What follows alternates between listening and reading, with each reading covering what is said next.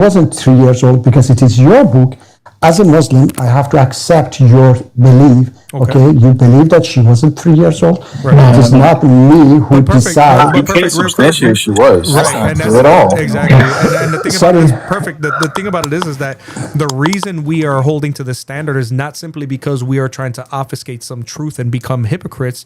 The reason we're saying it is because the context of Rebecca as it stands in the Bible, it makes it clear that she couldn't have been a 3-year-old girl. Oh, yes. And the word that was actually used to describe her, Alma, in Hebrew means young woman, right? Yes. Yeah, but to further what you were talking about, Prophet Dawa, you're saying, well, you have to just accept that I say Aisha wasn't 9 years old, she was 21. Based on what standard? Like, that's what we talked. That's why you got booted last time, because you have your own private criteria as to what you accept and don't accept. Because even though you're not Shia, even though you're not Quran only, you completely dismiss Sahih al-Bukhari, and I wonder why. I would too. It's a disgusting text. Yes, so that's why you deny it, but you don't have any substantiation as to why you deny it. No. Okay, so let me ask you this question: do you believe that Bukhari was Sahih or what? Do we believe it?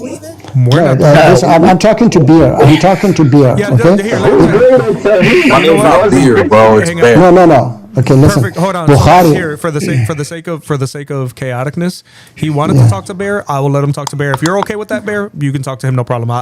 No one else will interfere. Go ahead. Yeah, I mean, we're gonna go around the circles. Prophet Dawa, as a Sunni Muslim, Sunnis accept Sahih Bukhari as a source. I'm talking to you. I'm not talking to Sunnis. I'm talking to you, Beer.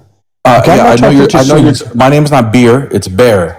Beer. Sorry, beer. Okay. Unless you give him a cigar, then it becomes beer. Yes, okay. Yeah. I mean, I'll have a beer, but I'm not beer. Okay, yes, beer. It's a German saying, bear. Yes, beer. I'm not talking to a Sunni. I'm talking to you, okay? Do you believe that Bukhari? I say I'm talking to you. It's irrelevant as to whether I believe you are a Sunni. Okay, no, listen. According to Sunnis accept Bukhari as a source, yes? And I told you, I believe Bukhari is trash. Okay, I know that. So what is the criteria for you to throw out Bukhari? And the rest of the Sunnis don't. They accept it as authoritative. Yeah, because they are ignorant as well. Okay, I can tell you why. Because Bukhari says Prophet Muhammad split the moon, which is a lie. Prophet Muhammad didn't have any miracle according to Quran. Quran doesn't say a single word that Prophet Muhammad split the moon or had any miracle. Yeah. And Bukhari says Prophet Muhammad split the moon. So Bukhari is a liar. Okay? Yeah. Well, hold on. Good. So you think he's a liar?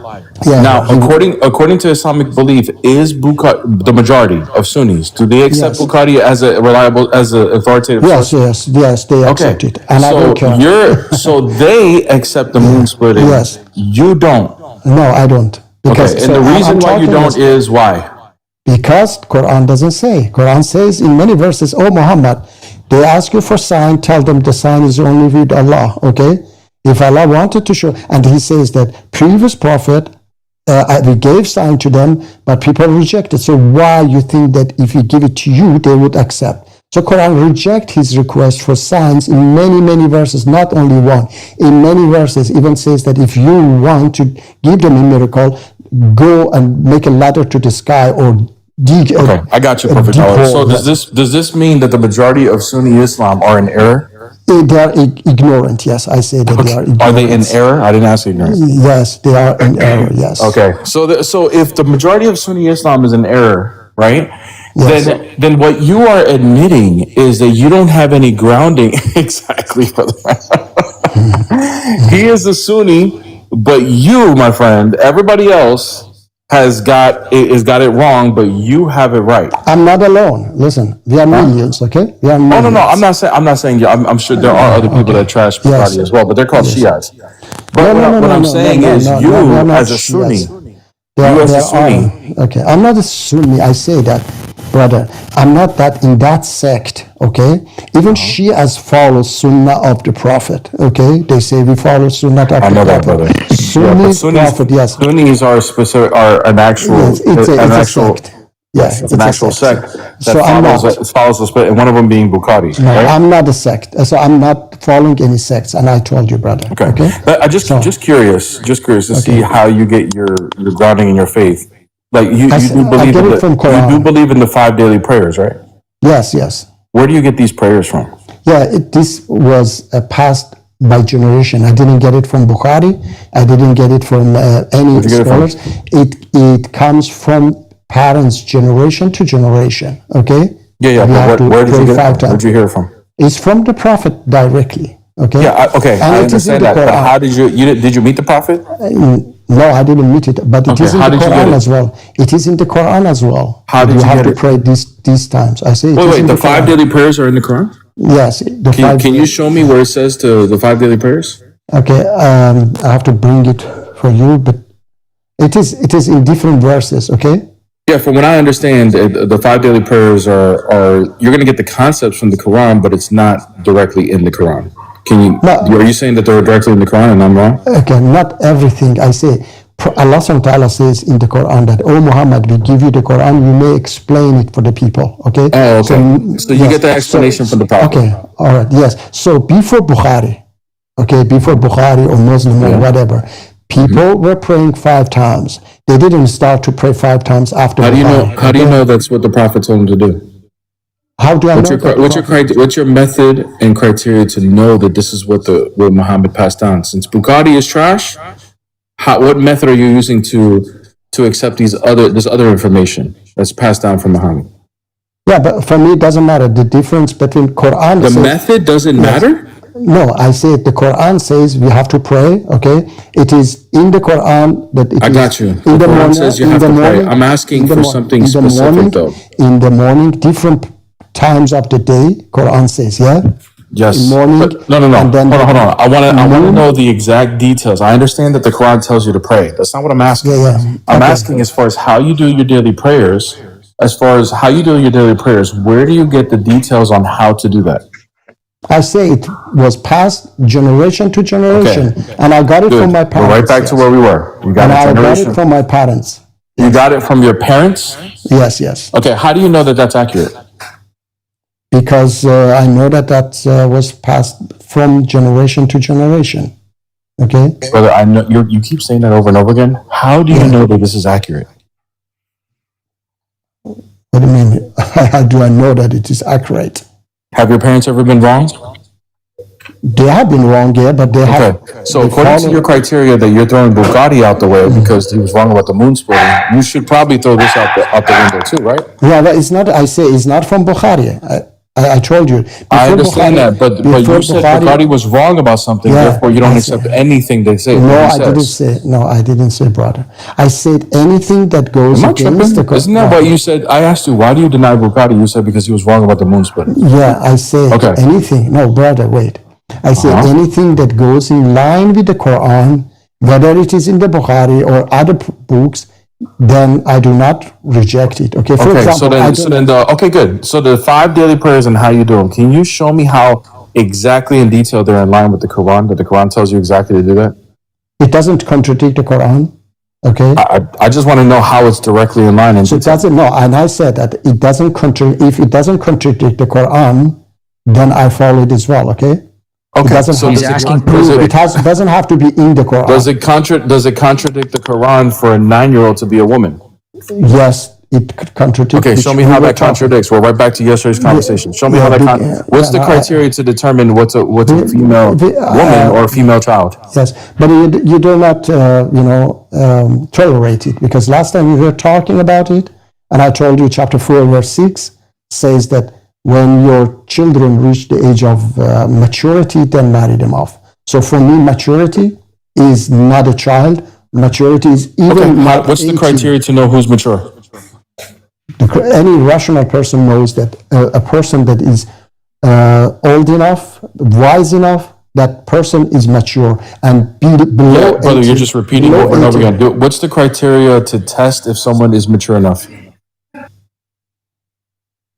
I mean, for example, somebody with Down syndrome, okay, is not mature to Okay, You so we need to understand just, it. You as long understand as they it. don't have Down syndrome, they're No, mature. I So said, a 4-year-old not female Islam. I who didn't doesn't say have that. Down syndrome is ready to go. Is that what Brother, you're saying? I didn't say that. Okay. Okay. I said, for example, a 25 years old with Down syndrome is not mature, but Okay, a we could normal agree. person, but a normal Down person, syndrome probably not mature. I didn't yes, a ask that Down though. I asked, yeah, how and do I you tell you, measure whether someone is and I mature? told you, yeah, and I told you, brother, a normal person over 20, 25, okay, is mature enough to marry, okay? Yeah. Over Okay. 20. So you're saying the criteria is age?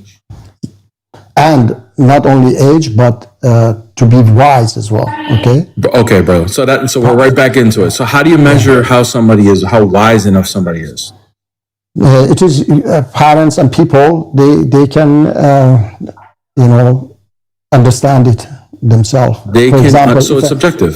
no, for example, if somebody comes and want to marry my daughter, okay, I look at this person. Is this person mature enough? Is this person wise enough to take care of my daughter? Okay, and I ask other things as well. For example, is he drug user? Is he,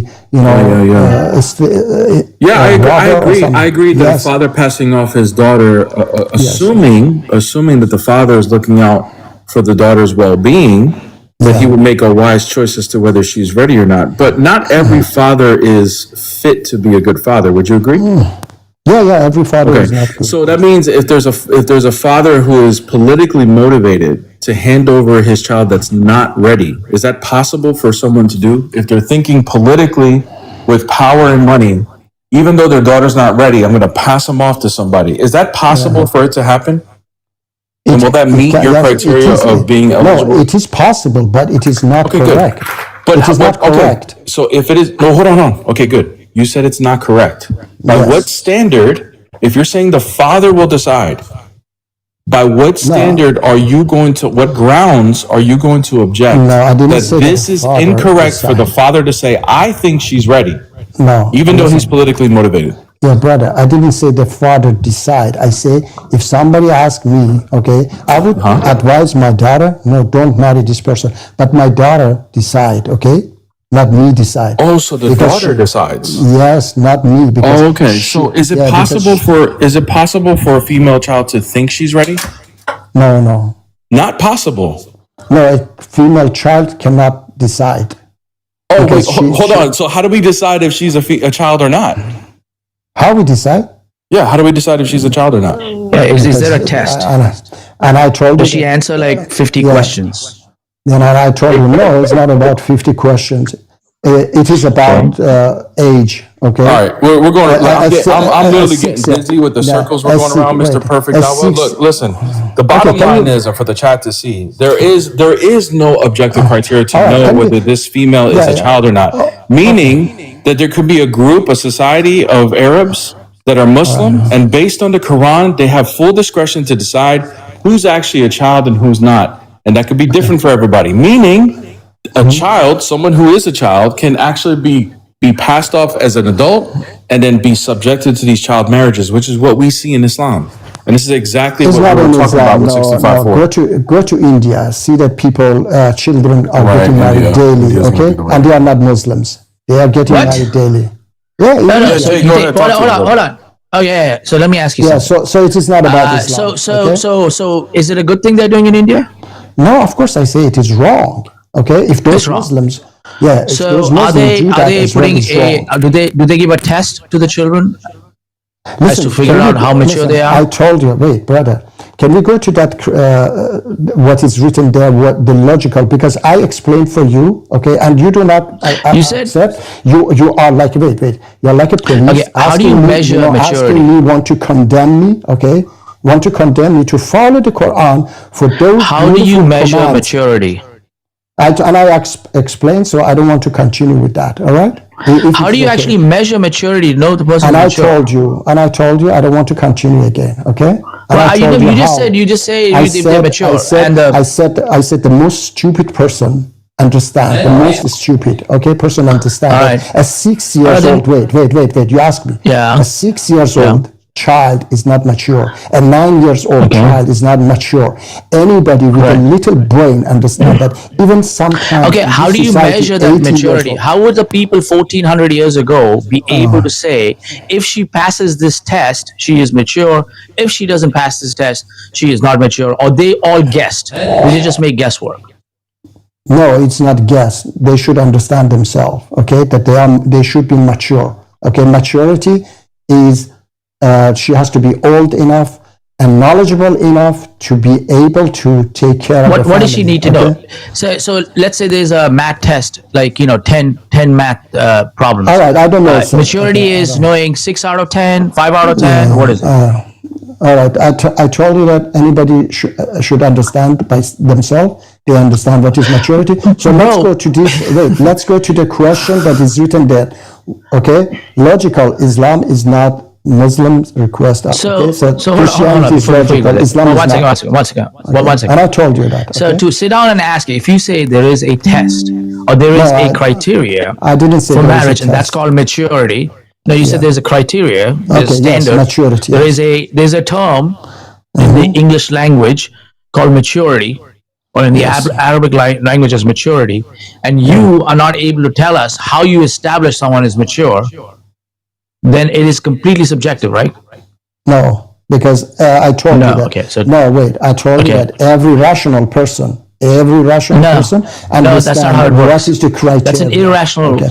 Yeah, that's an irrational thought, bro. Okay, I understand. That's an irrational way of talking. Anyway, I understand who is mature enough. Okay, so now let's go to that. Is a 10-year-old mature? No, and I told you that, and I told you not, because I'm working in school. No, okay. Is 11-year-old mature? Listen. Is 11-year-old mature?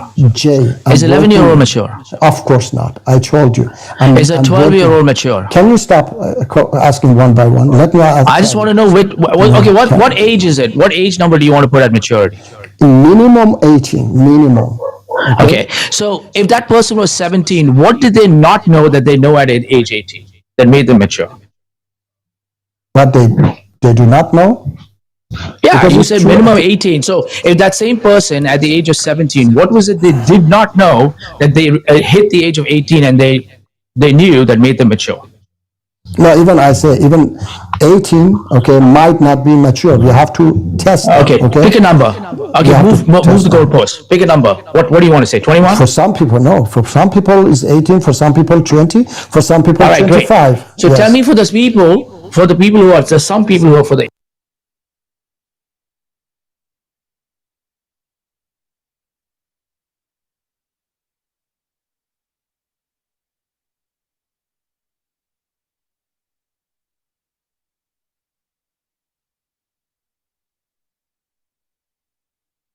They did not know how to take care of a family, and they did not know how to be careful. They did not know anything right from wrong, danger or not danger. Okay, so now they turn 18, and then what happens? Suddenly, something neurons start flipping in the brains. They go ping, and they become like, oh shoot!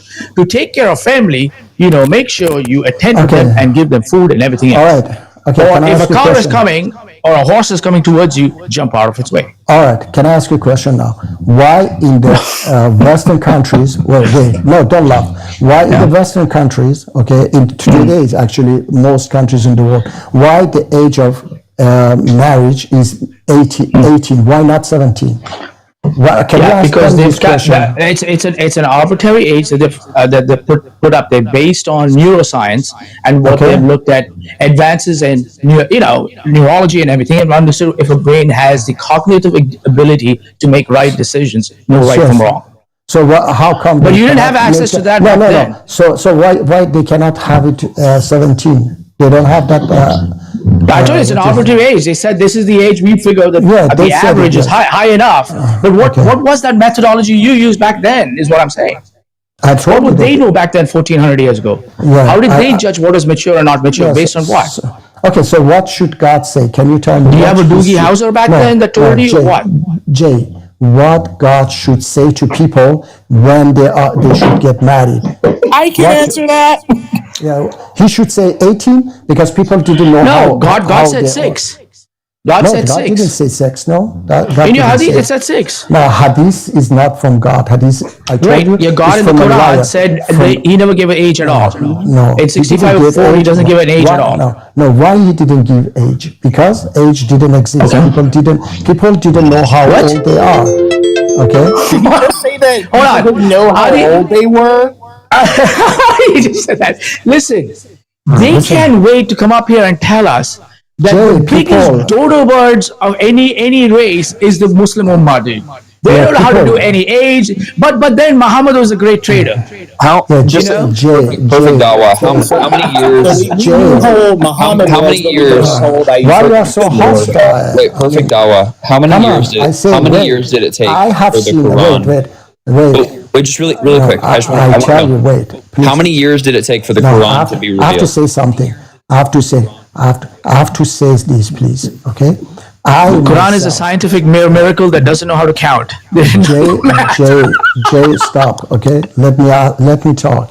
I say, as a child in a village, I was asking some people, how old are you? They didn't know. In 20th century, they said I was born. I heard you say that. How many years did it take for the Quran to Okay, be revealed? so wait. Perfect. So wait. Hold I on, say perfect, so. perfect, When I perfect, say hold on, when perfect, I say people, yes, yes. perfect. I need you to slow down, brother, because right now, respectfully, you and I have always had respectful discourse, but right Yes. now, what you're doing is we hear what you're saying, but John is trying to ask you a question, and the reason I'm stopping you is because everything you're saying, you've already said, and you've said several times. So what I want to do is I want to reset for a second. Bought by Blood is going to ask you a question, and I want you to engage with that and only that. Okay, go ahead, John. Yeah. Okay. How many years did it take for the Quran to be revealed? It says 13. 23 years. Yeah. 23 years. Okay. Yes, How yes. did they determine that 23 years had passed?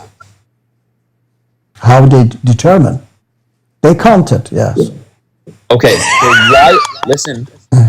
why is it the case that they could count how many years it took for the Quran to be revealed over 23 years, but were not able to count their own age? Okay. So you think that people knew how old they are? No. Answer my question. I say, listen. Why is it the what case they can determine how many years it took for the Quran to be revealed over 23 years, but were, by the same metric, unable to determine their own age? I say people back then knew approximately how old they might be. They didn't count. Okay, majority of people. And I told you yes, and I told you this. Okay, back then people didn't know how old they are exactly. You're just repeating your claim. Exactly. That's not answering my question. Understand? You're repeating your claim. You're not answering my question. Yeah, this is what you need to tell him, perfect. And I told Answer you. him this way. And I told you. Tell him I have met it people was who made didn't to know appear how so. old they are. Okay, and I told you Perfect, that Dara. people. I met people. Perfect. How did Tell they him it was know? made to Okay, appear tell so, dude. All right. Yeah, Can you put? if they knew that the Quran was revealed over a period of 23 years, and they did this by counting, and we understand what a year is, and then we just count 23 of those cycles that make up a year, why would they be unable to do this And I told you regarding their that birth? some people knew, some people were counting, but not everybody. Okay, not everybody. I told you I met people myself in 20th century. They didn't know how old they are. Okay, so back then also majority of people, not everybody, majority of people didn't count. They didn't know how to count, so didn't know how old they are. That's why Quran doesn't say a certain age. Okay, that's why Quran says maturity. Can we go to something else? Perfect. May I ask you real quick before we get off? And if you want to go to something else, no problem. Yes, please. Do you disregard the hadith because you know? And I'm. This is a genuine question. Do you disregard the hadith because you know that if you take it into account, then you have to face head on the fact that Aisha was still, for example, playing with dolls and saying things like she used to play with dolls and that the Prophet used to sit in their presence when she would play dolls with her friends. Do you dismiss them simply because of that? Or is there some other more grandiose reason why you simply just hand wave the hadith away? Okay, because I told you, because the person was a liar. Okay, I do not trust that person, especially when it goes against the Quran. It contradicts the Quran, as I told you, for example, about the moon splitting and many other. For example, Quran says we protect the Quran, okay, but Hadith says a verse of Quran has been eaten by a goat, okay, and they don't find it in the book as well. The verse of stoning, okay. So that's why I say that these people were a bunch of devils. They were a bunch of liars. They wanted to corrupt the Quran, but they couldn't. Unfortunately, they corrupted. Wait. Who are the people you're talking about? Are you talking about the Sahaba? No, I'm not talking about the Sahaba. I'm talking about Bukhari. Wait, these hadiths are based on a chain of narrators. So Yeah, everybody in the chain of narrators is lying. And they go Yes. back to the Sahaba and Muhammad. That means you're starting with, according to you, that everybody in that chain is lying.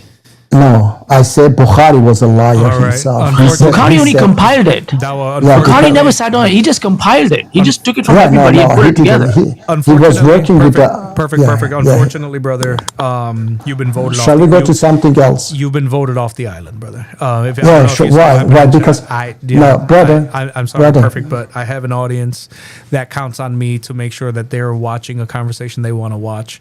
I even had panelists typing one in the chat. So, yeah, that's unfortunately, brother. Bear was very transparent about why he didn't wish to talk to you that badly. Everything that he said came true. You spoke to John. It was the same thing. You wanted to get off of it, but unfortunately, this is a democracy here, and they voted one, brother. So I'm really sorry. I don't.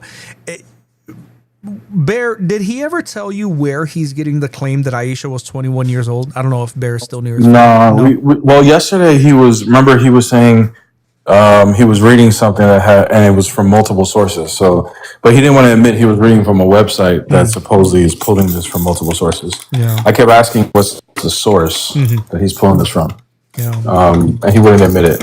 So, but basically, what happens is with these people is they want to be Muslim.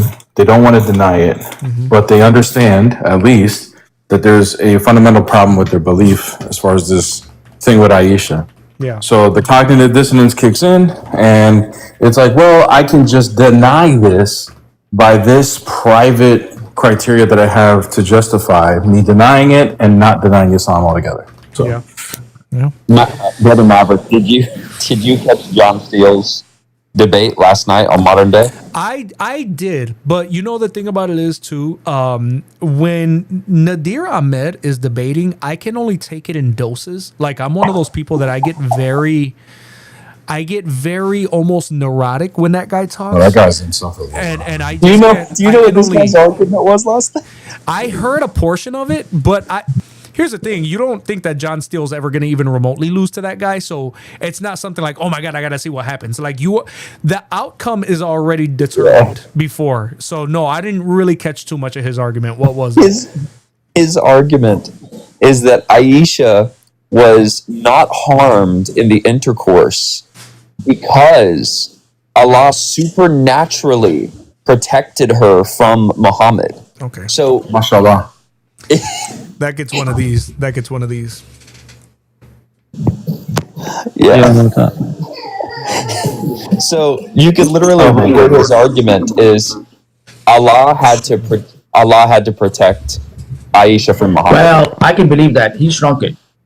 He shrunk it to less than an inch, and that protected him. Well, John, That's what I'm going to go with, bro. John said that in the It was debate. shrinkage. Nadir. Nadir asked me to debate. And what I asked him, actually, Johnny Apologetics was talking back and forth with him to me. And I said, Johnny, if he wants to debate, I'll go on Modern Day Debate. I promise. But if he's not going to do a true cross-examination, then I'm not interested. Like, he wanted to debate me the way that he debated the Word and I, where he just wanted to do rebuttals. And Word already knew he was cowering out. But Word was like, he took it on good faith. He was like, fine, I'll do it anyway. Muslims petitioned other Christians to stop debating this guy Yeah. because he continually makes Islam look bad. Yeah. And his debate was Nick. He's using ChatGPT for his argument. The amount of Right. the We're amount trying of to memes, get them out there. the amount of memes and clips that will be an infinite amount of memes and clips from that. It doesn't matter who they debate, bro. If you put those two together, That's insane, man. That is John is actually imploring Nadir to continue to be the face of Dawah. Because, and do you guys understand that this guy is so insufferable and so arrogant that he actually didn't realize that John was being facetious? Oh, he thought it was a compliment. He's like, 100%. Thank you, John. John Well, I really appreciate that. I was like, bro, this guy's too stupid for me. Like, I literally got off the thing again. I just couldn't do it, man. When John debated Junior, I watched almost all of it. When he was with Nadir, I'm like, I can't do it. I cannot do it. When a person says things as stupid as ChatGPT is the end of Christianity, I literally am not interested in anything else you ever have to say ever. Oh my gosh. Yeah. So BD, the reason why they're doing it, I asked this question too. I mean, even Ward and I did it. He just a few weeks ago with Nadir, and I don't watch those debates anymore. I absolutely. It's just useless to sit down and watch those debates. And I'm like, what in the mind would you guys want to go do this stuff? And I know what these guys are doing. They're putting these guys as the face of the Dawah. When Junior debated Logic, I mean, the Muslims on X just went crazy. Please. And when he got suspended on X for a few weeks, they were like, Inshallah, may Allah keep him off X. You know, all that stuff. Triuine, baby, Triuine. All right, guys, give me a second. I'm going to read some super chats. One from Brother Israel Bethel, my man. Shabbat Shalom, Maverick panel mods in chat. Yes, thank you so much. And guys, please make sure that you are smashing that like button, tapping that screen. Wherever you are, please go ahead and like the screen. It really does help us get and stay in the algorithm and eventually grow through the grace of God. Thank you so much, Brother Israel. From Raiders fan says, keep up the good work. God bless. Thank you so much for the super chat, my brother. God bless you and I appreciate you being here, Brother Israel. Again, no surprise. Chat, like, and subscribe, please, and thank you. And huge shout out to Flavius for the 5 gifted subs. Thank you so much, man. You are absolutely amazing. You guys are golden for all the gifts on TikTok. You guys are amazing, golden individuals, man. Loving Islam, you are on stage. What's up, man? Can you hear me? Hello, yeah, I can hear you. What's going on, brother? Christianity is logical, Islam is not. What is your opening statement on that? All right, just like starting point. Am I gonna talk to you or because I don't want to talk to some people on the panel like J49er? Is that fine? That's fine. Whatever. I got you. I think that Christianity is false because it makes false prophecies and that a Unitarian prophet is there using the same methodology as Matthew, Mark, Luke, and John. Okay. You said a Unitarian prophet? Yes, the Arabian prophet that stems from Ishmael is going to be applied using the methodology of Matthew, Mark, and Luke. And how so? Yeah, because Matthew uses this external from the context typological prophecy fulfillment that we see in Matthew 2:17 verse 18 when he says that the thing in Jeremiah when Rachel was weeping, and he applies it to Herod, and this is not applicable. This is found in Jeremiah 31, Jeremiah 40 verse 1, and this is not applicable to Christ. Okay. Wait. So typology is going to be used to prove something to be true here? Like you're using that method? It's not typological. It's a prophecy that Matthew said. Okay. You can't, yeah. you So can't when the prophecy, you said Matthew, Mark, and Luke. Yep. Matthew 2:17 verse 18. Matthew 27. What about John? Right. What about John? Well, I don't care about John. I'm just using Why? this early text. There is some in John, by the way. John 13 verse 18. Why does that matter? Oh, so you agree John does it too? John does it too, but I'm saying I want to stick to like one at. I'm not going 4 gospels at a time. Well, I'm doing one at a brother, time. we're not interested in what you're interested in because you don't want to do it because you know it's. So are we going to do Matthew or John? Well, the thing is, we're testing your method. I don't know if we agree with your method. Why do you arbitrarily just dismiss John? No, I didn't dismiss John. I'm saying. Okay, so Matthew, John Mark, can be and included John. with your method too? Yeah. Okay, so when John uses the Hebrew Bible in order to show that it was the Messiah that was supposed to die and he was pierced for our transgressions, you believe that too? That's fine, but the thing is, that's going to be a problem because you believe these books are in conformity. Meaning, if Matthew has the error, therefore John is the error because they come from the same source. That's the issue. No, I'm just talking about in the method as far as typology for It's something not a to be true. typology in Matthew, Mark, and Luke. Oh, hold on. No. I'm talking about in John as far as prophecy. Sorry, not typology, prophecies. Okay, When he takes Zechariah 12 to be a prophecy of the Messiah dying, do you take that to be true? Yeah, I think that the author of John believed that it was applicable to Christ. That's fine. I believe. But that I mean, John so according to your method, we can accept that as true? yeah, you guys can. That's no. No, what about you? What about you? What the hell does? No, I can't. But Why? For you, That's fine. I don't care. No, why then? Why can't you use your own method to accept that it's true? I don't get your question. I don't understand what you're trying to say. Bro, I'm is the trying to method say- you're using objective or is this just subjective? Look, this is what I'm trying to say. You don't know what my argument is. I'm saying in Matthew 2:17 verse 18, he applies it to Jeremiah 31 verse 15. And the voice that was heard in Ramah and the lamentation and bitter weeping, it's not applicable to Christ because it's literally a Babylonian exile that happened in 586 when they were captured and gathered at Ramah and deported to Babylon. Okay. Matthew says it's about Jesus when it's not. And Do you he's know the what? same Do you know what midrash is? Midrash, who's talking? Bye-bye? Yeah. Do you know what midrash is? Let me just finish. Do you know what it is, bro? No, brother, Yes, you're but can I- not let me just finish the you're not sentence. gonna ramble here. We're gonna make sure that you know what you're talking about because you're misrepresenting a lot. So answer the question. Bro, the midrash is a commentary, bro, of the Hebrew Bible. Right. That's fine. Okay. Have you So, looked at I'm have you not- looked at the midrash? right. No, not really. Okay. Okay. How you know you're interpreting this right? You can go ahead, John, bro. Yeah. Just what's your argument against Matthew just using these verses and other verses that is consistent with Jewish midrash, which is just going to be theological commentary, Yeah, I'll tell you. He says, then was fulfilled, it was spoken by the prophet Jeremiah. which is consistent with. Wait, that's consistent with midrash. Yeah, it was spoken by the prophet Jeremiah, not of Christ. It's literally a Babylonian exile that happened in 586. That's consistent with midrash. Wait, the typology or the prophecy? You know what? Do me a favor. Can you explain what he's saying when he's saying that's consistent with midrash? What is he Yeah, saying to you? he's saying the earliest relative commentary that we have in the text is consistent with Matthew and consistent with the Midrash. So he's justified in believing it. But I'm saying that doesn't matter. I'm saying Matthew's Well, application we don't is care. that. We don't care if you think it matters. We're asking you to justify Well, why it doesn't matter. actually. All right, go ahead. No, we're asking you to justify why it doesn't matter. Like your opinion of what it is, or the typology, or anything, or the midrash, it doesn't matter. We're asking you to substantiate your claim. That's what we're asking you to do. Yeah, Matthew says babies were unalive in Bethlehem. Jeremiah's children are alive. Thank you. They're exiled but Now, alive. You brought up Rachel, right? Do you even know what the image of Rachel weeping for the children? Do you know what that represents? Yes, What is it? because she refuses when she was No. to be comforted. No. Rachel weeping is for the children of Israel who were taken into exile from Ramah. Jeremiah near 40 Bethlehem. verse Exactly. 1. So you don't even know what her weeping represents. I just said Jeremiah 40 verse 1. But you just said it didn't. That's fine. When they were captured and they were gathered at Ramah. Okay. So what is the point that you're trying to make? The point I'm Go trying ahead, to John. make You is can take back over, John. I just wanted to be Yeah. clear because it doesn't. I don't think he really knows what he's talking about. basically, brother, what I'm trying to say is that Matthew and Mark and Luke, all the Gospels, they have a methodology. When they see something that's applicable to the Messiah, they apply it external from the context. Matthew 27, verse 9 to 10, he says, thus was fulfilled in Jeremiah. He doesn't even quote Jeremiah, he quotes Zechariah. He quotes Zechariah 11, verse 12 to 17. It's not even Jeremiah. That's error. Therefore, Christianity is false. And he does So wait, many, many, Whoa, many, that's many a times. heck of a non sequitur. Yeah. That's a wild non sequitur.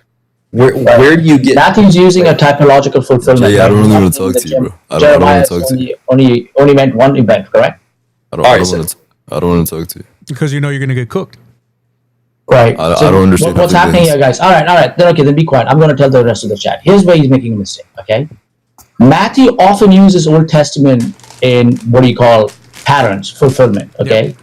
And so he sees, for example, Israel's early history as a pattern. All right. And then he reaches these deep conclusions in Christ. So he's not claiming Jeremiah only meant one event. So Matthew's point is not like Jeremiah only predicted this massacre he's talking about. His point is what Jeremiah pictured in Israel's early sorrow is happening again here in a more intense way. So the geography and symbolism also fits in there. I think what Brother Maverick talked about.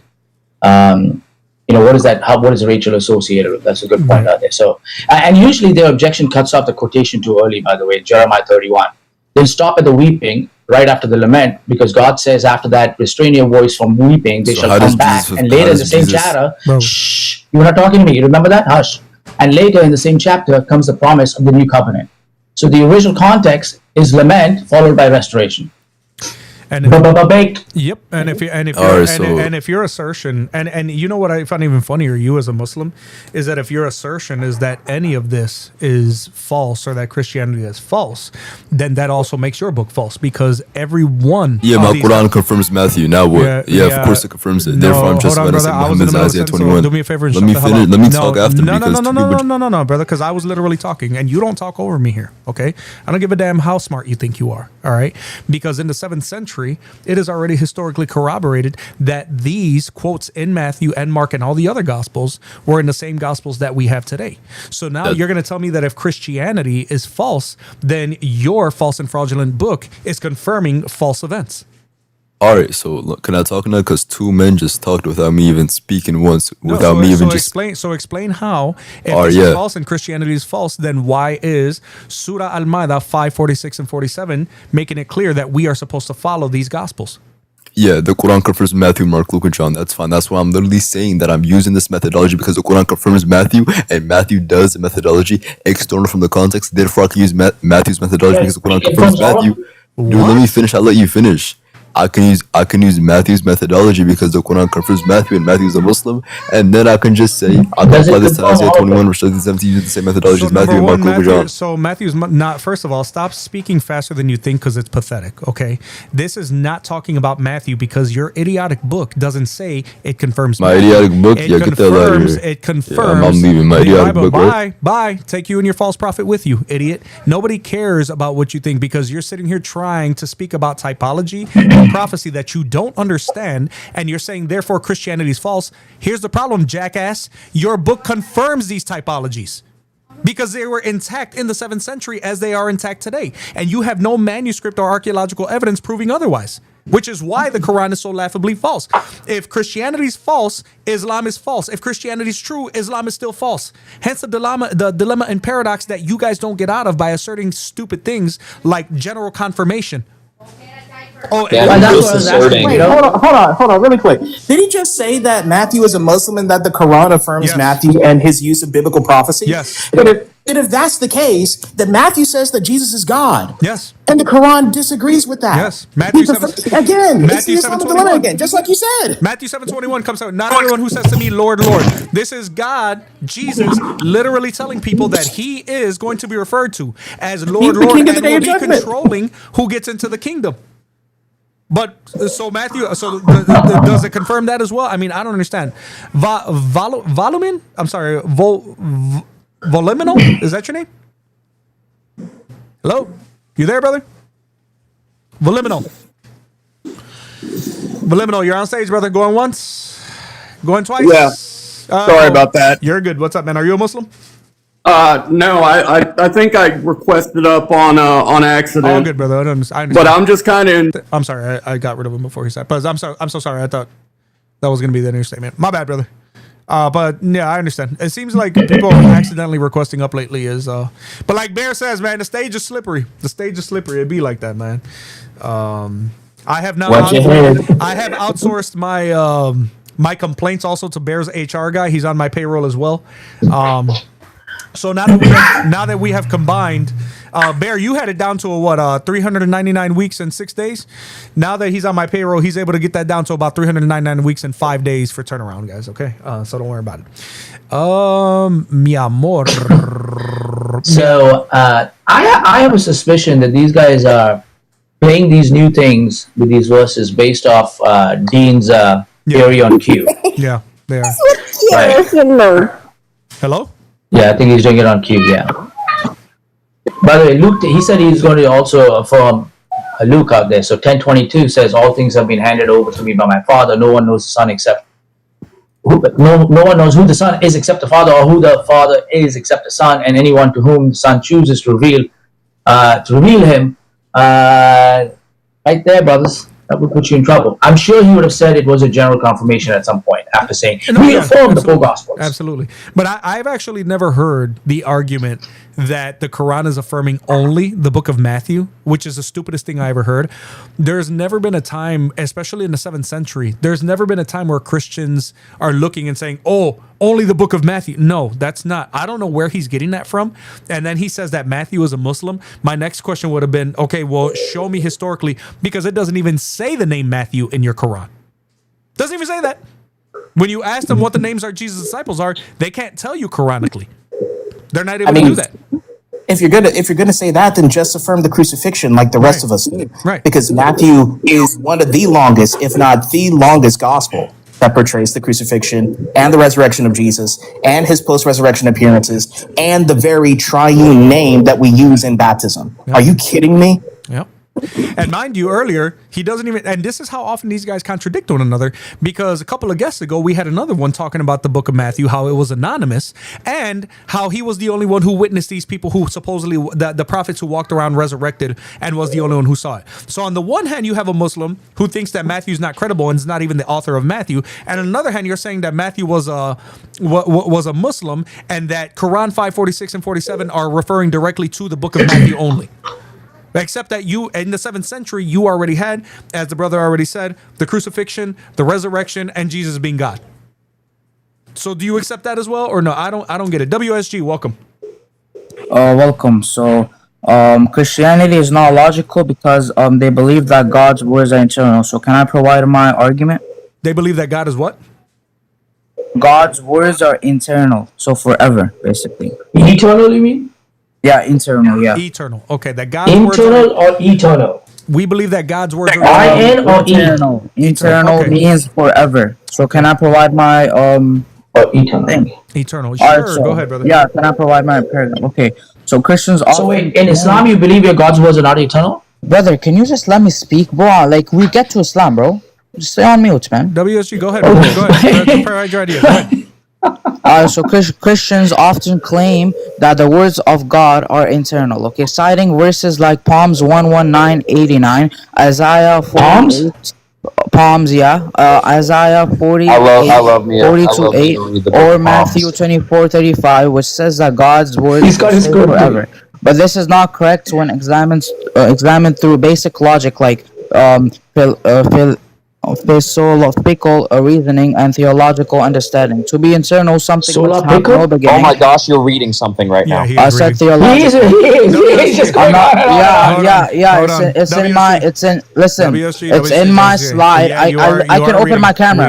I've been working on this for a week. I've been working on this for a week. Now, reading something doesn't mean you understand it, brother. You said I do understand it. Whatever I understood, I wrote it in a paragraph. Okay, so here so now this is what we're gonna do. All right, if you are working on this, and that means that you should know the material, right? So what I'm not going to do is I'm not going to have you reading and pontificating to my audience. What I am going to have you do is now I'm going to have you defend your ideas, because you put this together, so you should be able to defend the material, right? Now, you said that you wanted to go to the book of Psalms, right? Well, first of all, that's not even how you say it. It's the book of Psalms. I said all these verses, they do say that God's words will stay forever, meaning that they're eternal. WSG, be quiet, brother, and let me get my idea out, okay? Because if you're talking over me, that means you're not listening to me. If you're not listening to me, then you can't answer my questions, okay? Now, you said you wanted to go to the book of Psalms. Well, it's not the book of Psalms, it's the book of Psalms with an S. Just because there's a P after the S doesn't mean that that's how you say it. Now, which verse particularly did you want to go to in the book of Psalms so that we can analyze what you say is a logical contradiction about God's word being eternal? Which 119 and 89. That's what it says. Psalms 119, 89? Yeah. Okay, Psalms 119, what verse, brother? Psalms 119. Is it verse 89? Verse 89? Yeah. 119, 89. All right. Right here. Forever, O Lord, thy word is settled in heaven. What is the issue with that? All these verses which I mentioned right now on my paragraph which I wrote for a week. Also, like, they all state that the God's words will stay forever, and they're forever. So brothers, just let me finish whatever I wrote. So, I can open my camera and I can show you my slide. WSG, I don't care what you wrote. I don't care what you wrote. I'm being respectful to you, and I'm being honest with you. As a brother who is created in God's image, I don't care. If my little brothers were telling me something and it was going off on some tangent that didn't matter, I would tell them the same thing. Brother, get to the point. I don't care. Okay? Okay, so let me ask you this. I'm going to ask you again. Okay? I'm going to ask you one more time. Psalms 119:89 says, "Forever, O Lord, your word is settled in heaven." In what way does this make Christianity illogical? Unmute yourself. It says There's forever also. also, okay, go to wait, let me see. Isaiah 40. WSG. Does it say forever? Does it start with forever? That sentence. For the forever is the definition of the word eternal. So eternal means Forever. something which doesn't have a beginning or end and stays forever. Correct. So that's now, forever, O Lord. now watch this, WSG. Watch how quickly I'm going to destroy all the work you did this week.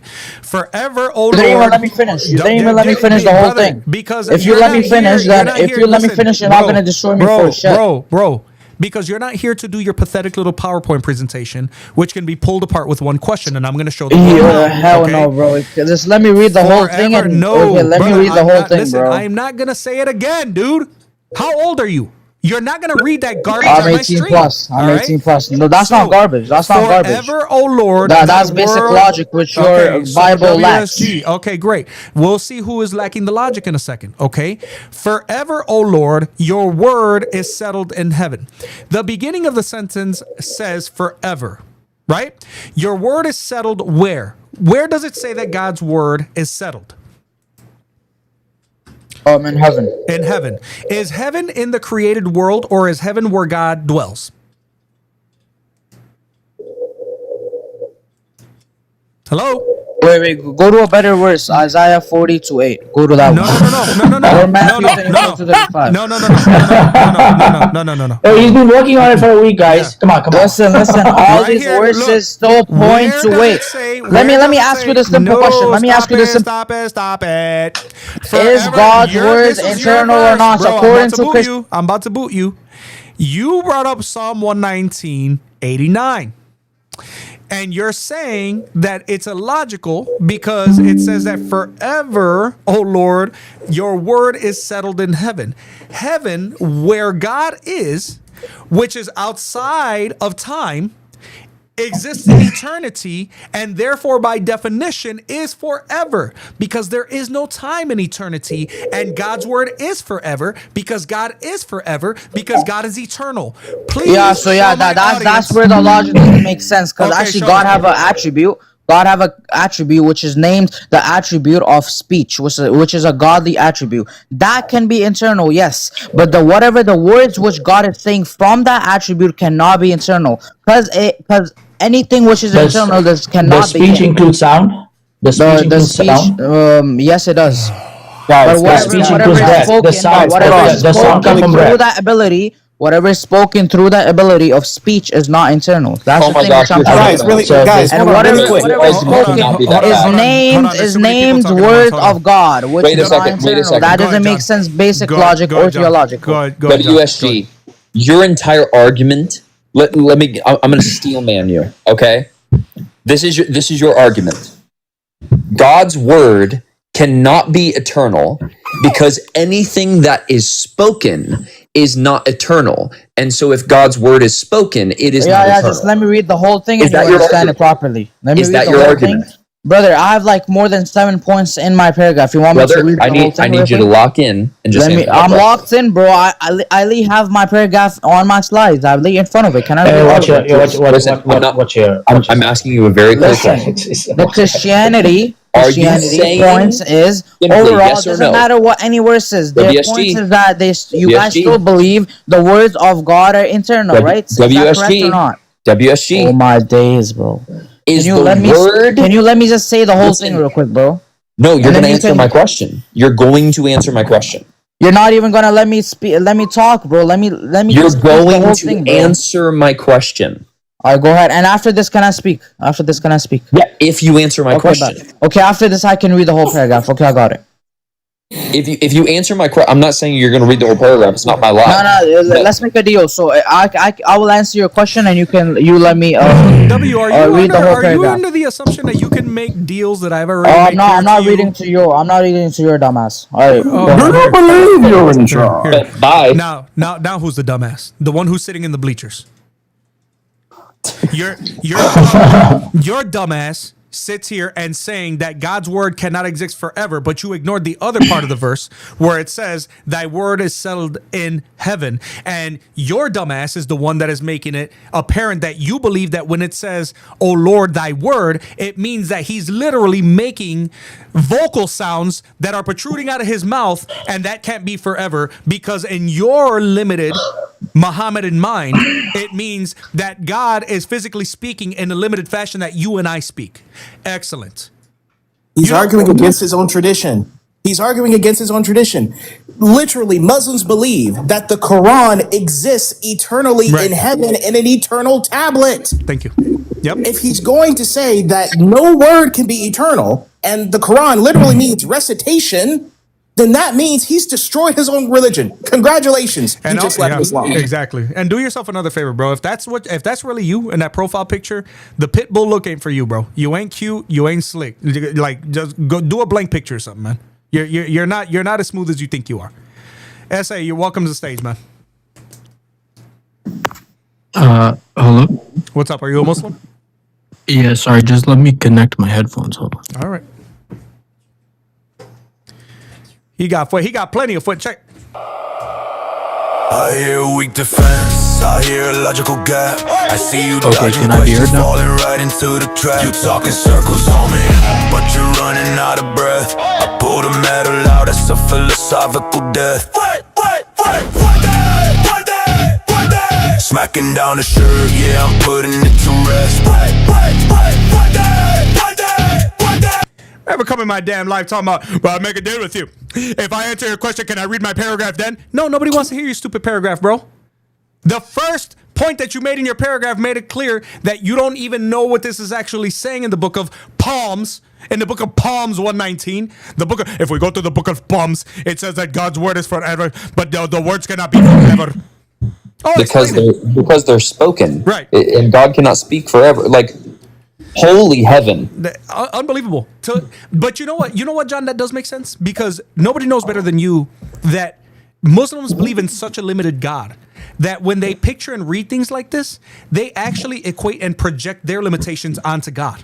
Because their God is limited, you know? He's exposed to time. Bear and I talk about this all the time. How Muslims believe in a God that is actually subject to change. I had a Muslim the other day tell me that God can be a single person for all eternity, and it doesn't matter that one of his attributes is all loving, because he doesn't need creation, because that attribute would just go from potential to actual. Well, guess what, stupid? That means that your God is limited because he's subjected to change, which means that he is within time. I can't tell you how many Muslims I've talked to who just like flat out say that, okay, omnibenevolence is not something that is an attribute of God's nature. Yeah. Like, because they have to. You know, by the way, Psalm 119:89 is not reference to like a speech. It's reference to his promises and his commands. Yeah, that's what I'm saying. That's what John was trying to tell him. Like, is your assertion that this is like spoken words, like sounds, from vibrations of vocal cords? Is that what you're saying? Now he didn't want to talk. Well, if I answer your question, can I read my paragraph? No, you can't read your stupid paragraph. It's stupider than you are. Can I read my essay? Right. I want to read my essay to you guys. Get out of here. I've been working on this for a week. Start over, bro. Start over now before it's too late. Get down, bro. Start over before it's too late. If you would have I got an essay. What's up, man? Yeah, go ahead. Yeah, so I would like to address Christianity and its legitimacy. Is this gumbo? It's what? Gumbo? I don't know what gumbo is. This is gumbo. This is gumbo. Yeah. What is a gumbo? It's that one who he used to be a Trinitarian and now he's a Unitarian because he thinks one day Halal's gonna like him. Bro, it is. Gumbo has been going on these troll accounts lately. Your voice is going on these troll accounts lately because he's running out of. He's running out of like ways to continue his relevancy. So this is what he does now. Bro, Halal Christian is never gonna like you, bro. Give it up. Stop. Yeah. So I don't know what you guys are talking about. Would you like to talk about the legitimacy? I would like to not talk to you. Thanks. Appreciate you. Well, you know what? Bear is like 10 for 10 when it comes to predicting who people are. Such a by the way, watch. I guarantee you, he's gonna curse us out in the comments. He's gonna insult us in the comments. Fucking destroy the shit out of you, bitch ass, chopped ass. Hey, it's okay. You're chopped as fuck, gang. You're chopped. On God, you're chopped. On God, you're. I understand. Listen, I know it's tough being a homosexual Muslim. I get it. I understand. But there's places you can go, man. There's places you can go, bro. There's places you can go for that. The desert, for example, is a great date night. Yeah. If you draw circles in it, especially. The And put some friends in there and some friends outside the circle. The descendants of the Al Zut are still running around there, guys. They're still running around. And because we know that you completely tolerate the things that your prophet did, go ahead, man. Go ahead. I mean, he did it. So it can't be sin for you if he did it, right? Go ahead and get zooted, man. Get zooted. Yeah. Brother, we've got a song for you too for this. Yeah. You know? It is a good song. And let me I got a different song. Hold on. Bear, did you see the picture that your HR guy?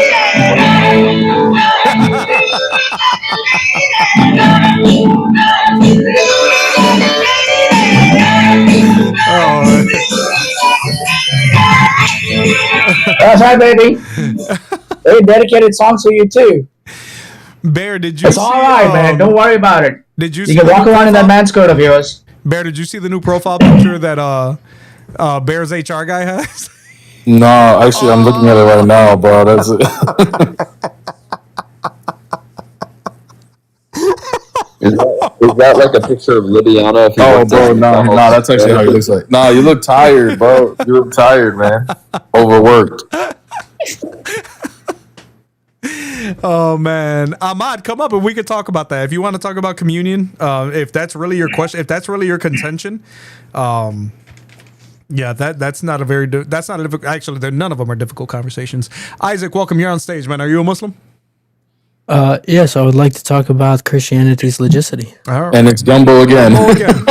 Here we go. Here goes the cowardly cuck's gonna drop. I told you I was right about it. It was gumbo last time. I don't know what a gumbo is. You want to talk about Christian legitimacy? Dude, this guy is hoping You that want an to talk overseas chick will sit down and suddenly get to welcome him because he just, so loves her. Yeah. You know what's funny about that? When people in the comment section say stuff like, I'd have a better conversation with a wall, but you're the pathetic one who's in my stream right now. I'll never understand you Muslims who think that you make comments like that and there's no irony behind your stupidity. You're literally talking. I swear, if this is Gumbo again, he's not a Muslim.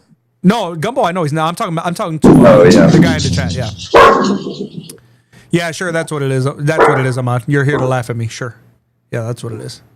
No, last time Gumbo showed up on a profile pic or a username that was actually Muslim. It doesn't surprise me. And his reasoning behind it was like, well, you guys think I'm Muslim anyway, so. You might as well be with the stupid arguments he uses. Listen, Gumbo, I just want to make it clear to you, bro. Halal Christian is never going to like you. She doesn't even know who you are. Becoming a Unitarian, because she's a Unitarian, is probably one of the most pathetic things I've ever seen in my life, bro. Like, seriously. She doesn't know who you are. She doesn't care about you. We care more about you than she does. That's why at least we try to have these conversations with you. I just don't understand. Yeah, that's pathetic, dude. Changing your theology for a female? Mucho no bueno. Very incelish. Mucho no bueno. Gumbo I saw in Kafira Live getting cooked. Bro, Gumbo gets cooked everywhere. That's literally why that's his name. Yeah, you have to be. You can't be good Gumbo if you ain't cooked. All right, let me get to some super chats here because they are coming in while we see if anybody else wants to come in. Where Christianity is logical, Islam is not. I haven't gotten a good argument today, man. From Brother Flavius, thank you for the super chat, man. Says, no wonder Muslims use liberals for their agenda. Brother, that's going to be a whole stream in and of itself. And yes, I do 100% agree with you. Brother Israel Bethel says, chat, please like and subscribe. Absolutely, guys. Right now, we are at, I didn't even check. Let me check how many likes we're at, guys, because I got to refresh the stream here. Guys, 75 likes. We're at almost 100. If we're at 150 some odd viewers, 130 some odd viewers, we should be at easily over 100 likes. Guys, please spam that like button, tap the screen and spam that like button. Otherwise, the algorithm is just going to say, nope, it's not worth recommending. And I'm not even joking when I say that. Another super chat from Brother Israel says, fuerte, fuerte, fuerte, chat, spam it. Amen, brother. And also from Anver Smith says, where's the fuerte dance, Brother Maverick? This dude is that. Yeah, I know, bro. Thank you so much for the super chat, brother. God bless you. I appreciate you. Yeah, these guys are getting it today, man. These guys are getting it. You came in here reading, and we knew you were reading, but then you admitted it and said, "Let me read my paragraph." Bro, if it took you a week to come up with that paragraph, you better, bro. First of all, we already know that Islam is the dollar store religion. If that school passes you, they deserve everything that comes out of there. I'm telling you right now, that is the most pathetic thing I ever heard in my life. Let me read it, bro. You didn't even know how to pronounce it. What are we doing? What are we doing? Let's see who's requesting up her. Oh no, that was an accidental. That was a Christian. Request up if you disagree, guys. Request up. Dollar Tree, yeah, the dollar. I mean, Chacho, that's not even the Dollar Tree. That's what the. You know what? That's the flea market. It's not even dollar. At least you can get good stuff at the. You guys are at the Gara right now, bro. You're at the flea market. You guys are at the white elephant buying your religion. I think this is the first time I've been on a panel with Bear. Bear, wanted to say I love your stuff real quick. The funny thing is, the day that my child was born, I was in the hospital, and there was a guy who also had just had his child born. Yeah, I know who you're talking about. He told me about it. Yeah, he ran into me in the hallway. He's like, "Hey, are you little John?" And he brought you up. He was like, "Yeah, I was just on the phone with Bear the Image." I'm like, "Yeah, I know Bear. We've never really talked, but yeah, I thought that was kind of." Yeah, I appreciate it, bro. Yeah, no, yeah, he told me about that too. I thought that was like that's a crazy coincidence, but yeah, man, no, I think that I didn't know this was our first time on a panel together. Honestly, I've been on the panel with so many people, so just kind of assumed we already did. No, you're good. Yeah, with the other guy you met, John, you told him that you met a guy named Mo, who was once fat and he was now slim, and therefore everybody went around saying he was Muslim. So there you go. When your baby was born, there's a Muslim right there. Oh, it's real faith. Okay. Oh, my Alhamdulillah. Evo. I know Evo has spoken to Bear before. Evo, you're on stage. Yeah, so do you guys want to discuss the legitimacy of Christianity? Hey, Gumbo. Yes, it's still in, bro. This is just strange, bro. It's just weird behavior, I think it's strange that you're such a pussy. This is how you think that halal will get into his, will accept him. He thinks he's gonna get You Hindu dog. You worship cow shit. Shut your mouth. Yeah, bro. The problem is like he thinks he's gonna get our attention this way, bro. The less we're gonna talk to you. 2 continents away. You know? Yo, all for little Petey. There is no Lord, way, dude. bro. There is no way. That's desperate, dude. Can you imagine being? I know I say this word, guys, but could you imagine being so pathetic that you have that many accounts and you continue to call back as if we're gonna change our mind in 90 seconds about how stupid you are, bro? People have literally made sushi out of you, Gumbo. Like, I don't even understand. On Bear's channel alone, I can't even count how many times I've heard him on shorts, on TikTok, on his long videos, just absolutely humiliating you, right? Logic has done it. Jay has done it. So many people have done it. Duran definitely has done it. Duran doesn't even let you up anymore. You're like the running joke of Unitarianism, bro. It's pathetic. I want to appeal to Halal Christian. Halal, if you let this guy come anywhere near you, you're going to be in a trunk one day. Oh, God. This guy's a little crazy up there. Dude. Weirdo, bro. He'd stalk the hell out of you, man. Yo, and Halal has been supposedly, she was in my chat, I guess, asking for a formal debate. I'm like, why we gotta do a formal debate? Just come up right now. Right, yeah. She would do it. I'm like, man, just hop up on my panel. Gumbo, tell Halal to just hop up on my panel. We can talk 1-on-1. We don't need to do no formal. You know, the crazy thing about it is, though, that's what a lot of people do. And I've talked to a couple other guys about this. It's like, we can set up a formal, no problem. But the problem is that 99% of people, Muslims especially, ask for that because they need to have somebody to hide behind so that they can pontificate. That's all it is. That's exactly why I don't do it. Yep. Because all they want, and then what they're gonna do is they're gonna take it and then they're gonna cut up clip. This is Gumbo again too, probably.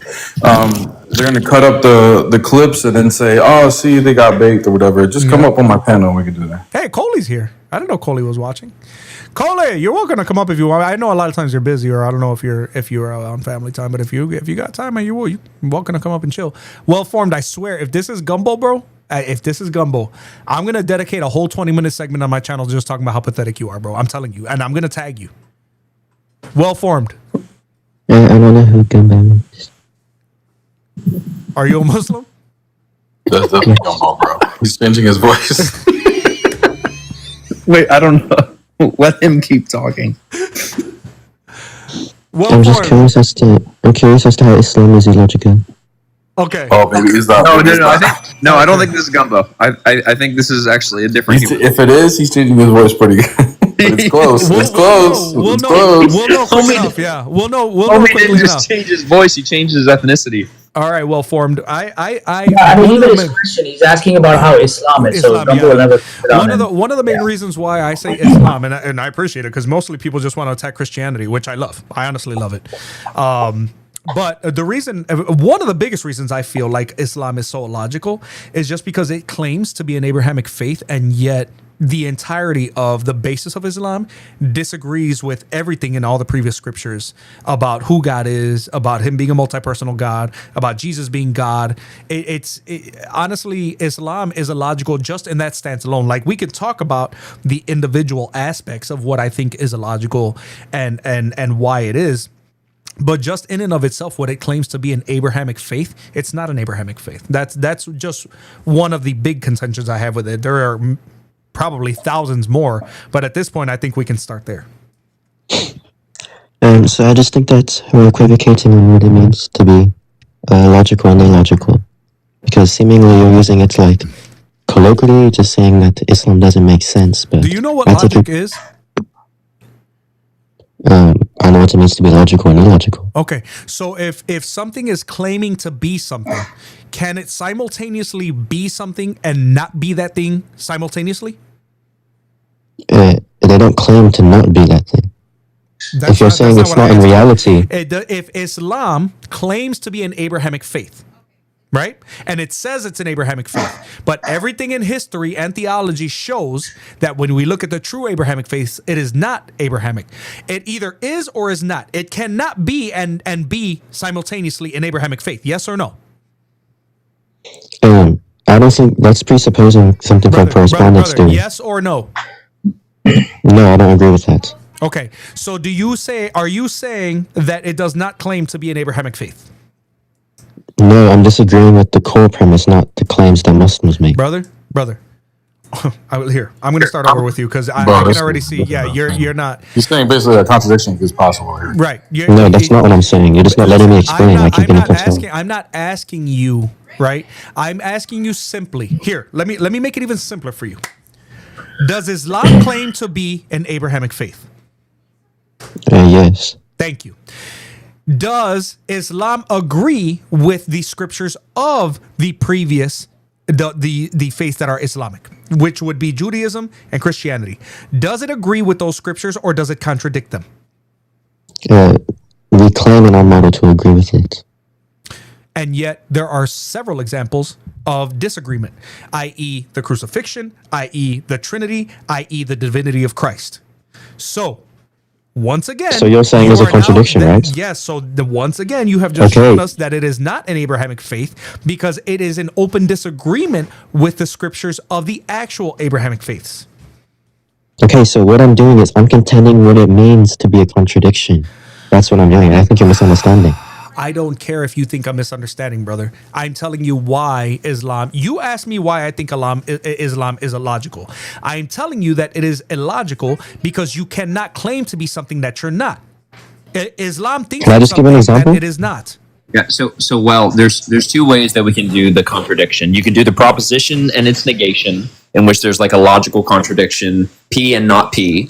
Or you can do a doxastic contradiction and still maintain that it's illogical based off of like an inconsistency within your position that leads to an unwanted consequence. So what Brother Maverick is doing right now is not giving you by necessity a P and not P, but rather saying it is illogical in virtue of a doxastic contradiction because your beliefs are going to when we press your beliefs are going to lead to a doxastic inconsistency. Yeah, exactly. So what he's saying is that if we were to look at the proposition that it doesn't align with reality, is that what he's saying? Not with reality, brother, that it does not align with what Abrahamic faiths actually are and what their scriptures say. Or it doesn't align with what is true, right? Yes. Okay, I disagree with your theory of truth. It's called correspondence theory. I don't hold to correspondence theory. So what do you hold to? For the truth predicate, I hold to deflationism mostly. I'm sorry? You're a deflationist? Sorry. Yes. Okay. Or like some Toscan notion of truth. I don't even know what that means. So what, this is where we get into more philosophy. So correspondence theory is going to be that which corresponds with reality. Him being a deflationist, it depends what type of deflationist he is. So, but basically what he's getting into right now is specific theories of truth. When it comes to truth for me, I'm a pluralist. Okay. Yeah, I would probably be a pluralist as well, but just mostly I would hold to the positions that say that truth is syntactic rather than some not like thing we can look at in reality or something like that. Well, unfortunately for you, brother, when we're talking about what we're speaking of, we have a little thing called scripture and history, right? This is how we are measuring the truth that we are talking about. So if we're talking about paradigms and we're speaking of what they actually state as far as what their beliefs are rooted in, you can either dismiss or accept reality, but at the end of the day, you are a Muslim, correct? Yes. Okay. And again, you agreed that Islam claims to be an Abrahamic faith. Do you agree that Islam is an Abrahamic faith? Of course. Okay. So now explain to us now watch this, guys. Explain to us how you can hold to the opinion that it is an Abrahamic faith despite the fact that it disagrees fundamentally with the idea of who God is and what he taught from Genesis all the way through Revelation. So this is why I brought up the contradiction thing, because if something claims to be something, the only way it can be a contradiction is if it also claims at the same time to be the negation of that thing.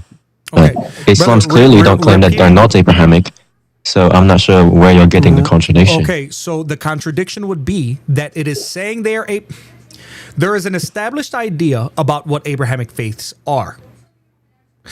Claiming to be something does not make it so.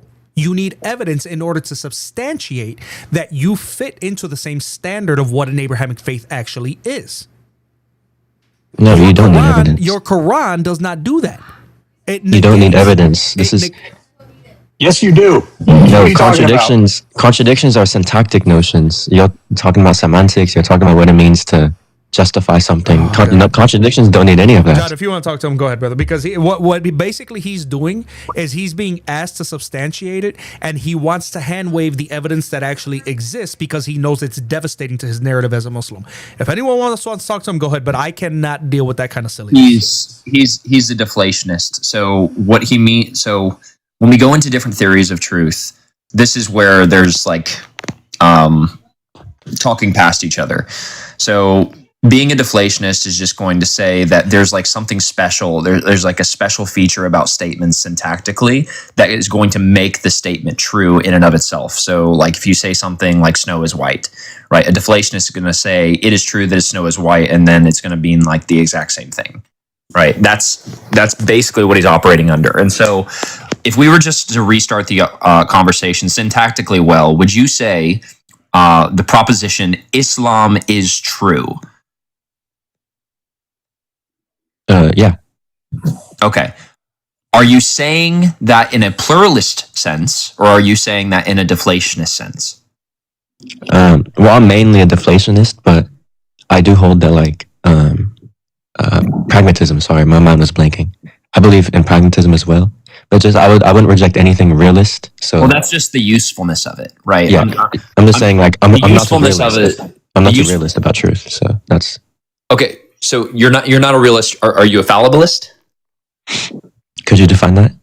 fallibilism is in reference to knowledge. So when we say we know something is true, right? A fallibilist is going to say that knowledge is going to be probability based rather than it's going to be based in like 100% certainty. And so when you say that Islam is true and you're an anti-realist as it pertains to these different definitions of truth, then that's going to mean that you're just saying, okay, you're a fallibilist as it pertains to the epistemology and the knowledge that Islam is true, right?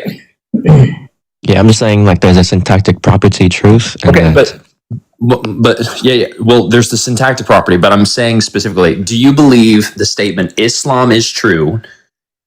Do you believe that like even though you're an anti-realist to truth, do you believe that statement Islam is true is something that corresponds with reality to where we can talk about this from a pluralist notion? Because then we can actually talk about the evidence.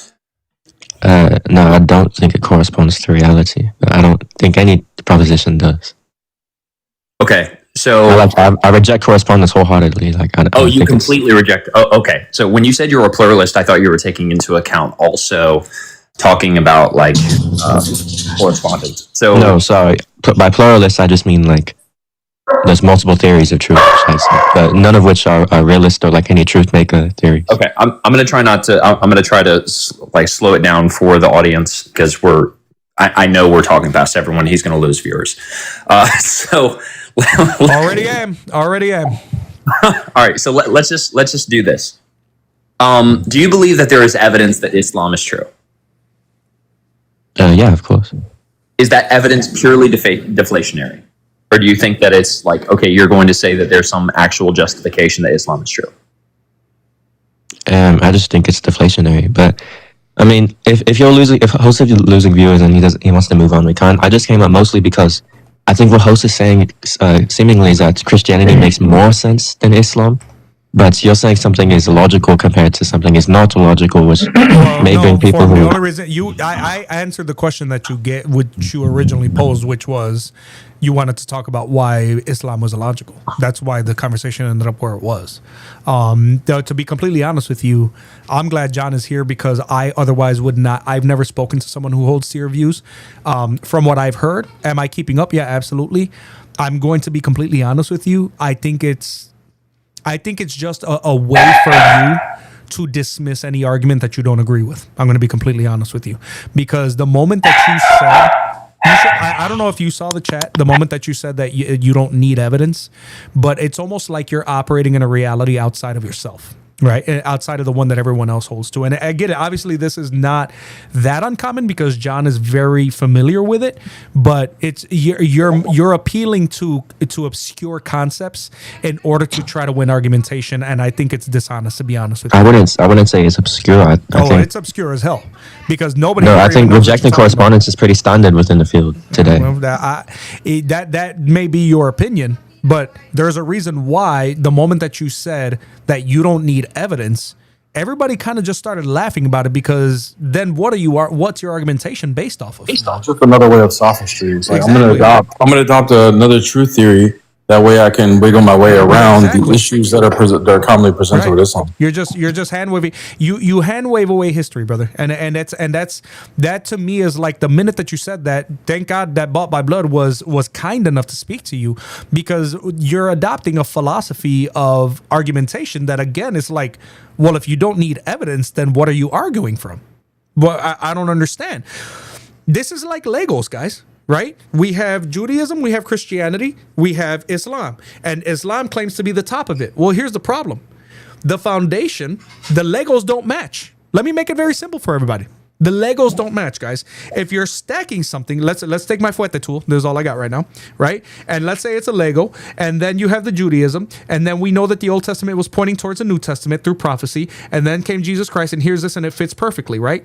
But then you try to come and put something on top of it that doesn't fit because the Legos don't match up. That would be Islam.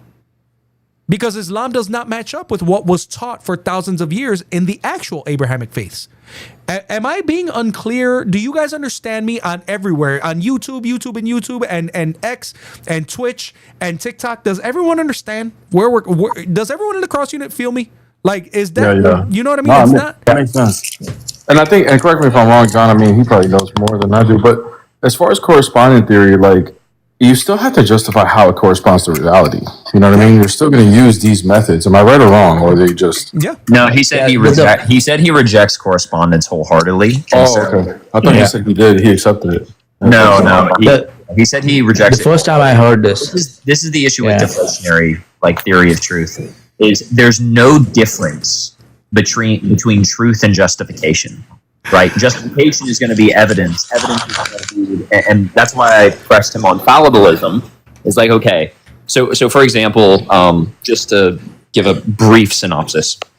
So fallibilism is just going to say, okay, we cannot know anything for 100% certain because there's always the logical possibility or metaphysical possibility that we're incorrect in what we believe, right? Right? It goes all the way down to like hard solipsism, right? And so fallibilism is just going to say, if we can reach a threshold of justification to hold a belief as true, then we can syntactically say, okay, proposition Christianity is true is consistent, right? But we're not saying it is impossible for Christianity to be false. Yeah. That's the fallibilist position. Yeah, so basically what you're saying is like, because we're not all knowing beings, we're going to use reason to put together some reasons together as to why we believe something is true based on probability. Yeah. Pretty much. If you're a fallibilist, you're going to say, okay, all knowledge is probabilistic in some way or some sense. But the issue I have with deflationary theory of truth is going to say, okay, there's really no distinction between truth and justification, and so it's really hard to have a conversation evidentially about justification, especially if he said he's a fallibilist, and it seemed like he agreed with me that he is a type of fallibilist there, which means that's actually kind of contradictory, because then you're saying, okay, for you to be a fallibilist epistemically, then guess what? You're saying that there's a probability of your belief being true when you say Islam is true. And if you say there's a probability, you have to arrive at that probability via justification or evidence. I'm not going to lie. I actually missed Gumbo after that conversation. Gumbo, where you at, bro? I know you got a few more accounts. What do we do? There was a comment that came through that said from Iron. Do you want me to leave? I'm sorry. No, not at all. Hell no, not at all. No, John. I'm not talking about you. I'm talking about him. Nothing. Not at all, dude. I was glad you were here. Here's the thing, guys. Everybody here knows me well enough, I'm sure by now, to know if I don't know what you're talking about, as you guys just saw, I'm not gonna pretend. As you guys saw, I was like, dude, I don't know what the hell you're talking about. I don't even know what type of argument. Thank God John was here, because at least now you guys have a better understanding of what this was. If this was just Brother Maverick sitting here, you guys wouldn't gotten that would not have been an illuminating conversation. I'm not even uploading that recording because nobody's going to watch that. That not from you, John, but from him. Just the way that he answered and the way it was the moment you say we don't need evidence. Well, okay. All right, bro. Well, we're just going to go ahead and throw things in here and the sticks. Iron Reptile says, with enough glue and duct tape, it will fit. Yeah. Well, you know what? What's funny about that, Iron Reptile, is Islam does have glue and duct tape. They call it hadith and tafsir. Unfortunately, it just made it worse. You know what I mean? You have 600,000 hadith. Most of them contradict other hadith. Most of them contradict the Quran. The Quran contradicts the hadith. The tafsir contradict the hadith. The tafsir contradict the Quran. I mean, on and on, bro. On and on. So absolutely 100%. There was a Muslim on the chat on TikTok too who made a comment about imagine reading a book and having different meanings for the same text. You have got to be kidding me. You as a Muslim to make that comment is beyond laughable, bro. The fact that you guys all have different explanations for the same verses is absolutely laughable to me. Brother Coley, what's up, man? So real quick, Bear. What's up, Coley? Hey, Coley, how's it going? Oh, well. Hey, Bear, you should remember when the first time I came across deflationary model was on the argument of the love Trinity love argument. They came up with this saying they reject act and potency metaphysics. He's just saying they came up and said, I don't believe in things go from potential to actual. Yeah. And for them, it's change just means different properties at different times. So their model is change is just like X has a property A at time 1 and then has property B at time 2. And so essentially they're saying no need for metaphysical commitments. Yeah. Yeah. And, there's a it's lot just of problems with- repackaging, sophisticated. It's just Oh, repackaging. of course. No, that's exactly what it is. Yeah, the different theories of truth. So, like the most common ones you'll encounter are going to be correspondence theory. Correspondence is just going to be that which corresponds with reality. So, if we look at reality, we observe reality. We say, okay, something is true if it corresponds with reality. Coherence theory is going to say it's coherent with other beliefs that we know about the world. He brought up pragmatism. Oh, sorry, I got a call. Can you hear me? Yeah, we got you. You're good. Yeah. So pragmatism is just going to say, okay, something is true if it's useful, if it works, and then deflationary is going to be just like linguistic, syntactically. Something is true, like what saying P is true is the same thing as saying P, right? Those are the primary ones, or you can have like a really weird one that's like called trivialism, where it's just like every proposition is true. So those theories of truth, I do believe, like, okay, this is probably, when you heard me say I'm a pluralist, pluralism is going to say, okay, we don't just take a single theory of truth out of those choices, coherence, pragmatism, or anything like that, but we say, okay, as it applies to certain categories, we can apply these consistently in different ways. So that's no, John, a quick breakdown. Yeah, I apologize. I in no way, that wasn't actually meant as a shot at you. I was actually very grateful that you were in the room, because there would have been no way to even remotely understand what this dude was trying to get to. And essentially, I let him know what I think. But yeah, no, I was very happy that you were here, because man, there's in an extreme layman term, it just says that I'm going to redefine change as being harmless. Yes. So your argument about contingency or anything else, all of that collapses. Yeah. That's it. He's just redefining it all. But the action actually still happens. Like you said, there's evidence to show it. So you can keep refining the terms and, rejecting terms and all that stuff. It doesn't. Yeah, I've had some at the end of the day, not use like I had some of the Dawa guys, Jay, come at the love argument kind of in that way, where they basically say that change doesn't exist, therefore it's not a problem, just to kind of sum it up. And the problem that still presents is that if change doesn't exist, then that means everything's eternal. Then that means nothing changes ever. And we're just living in some sort of delusion. And if that's the case, then, that brings a whole bunch of other problems with their beliefs. So. Real quick, guys, thank you, Teresa Young on YouTube Shorts. I forgot to bring up that chat, but thank you for those. I know you guys are chatting. I got to get used to bringing that chat up. Teresa Young, thank you for sending the floating heart for 10 jewels, and then another sending the high five sticker on YouTube Shorts Live. Thank you so much, and God bless you. I appreciate that. Brother Pumpkin, are you a Muslim, brother? I'm not, but I believe Christianity fails. Is that right? What are you? Are you an atheist? No, I believe in God. I'm against atheism mostly. I don't want anyone to become an atheist over this. So you're agnostic? Nope, I believe in God. I'm 100% certain of my theism. All right. And why does Christianity fail? Because of Matthew 10:23, he said, "He who endures to the end shall be saved. When they persecute in one town, flee to another. Surely I tell you, you will not finish going through the cities of Israel before the Son of Man comes." The Son of Man came the first time when he was born as a baby. So this is talking about his second coming. And if you say, and if I ask you and I go, did the Son of Man come? And you say no, well, Christianity dismissed. Jesus just said he would return the first time in the first century. And then if you say, yes, Christianity dismissed, because Christianity doesn't teach that the Son of Man has come the second time. I yield the mic. Go ahead, Bear, because I hear you chomping at the bit. Oh, I didn't even hear. I just heard Matthew 10, right? Mm-hmm. What did you bring up in Matthew 10? No, hold on. He's not chopping. He didn't even know the verse. It's Matthew 10:23. I wasn't listening. That's why. Would you like to repeat it? Were you listening, host? Was anyone? Yeah, but I know Bear loves addressing and debunking nonsense like this. That's why I said what I said. What can you read the verse that you read? It says You 10:23. can't do it, host yourself. You're not capable of doing it yourself. Or not? So what, you don't want to talk to me?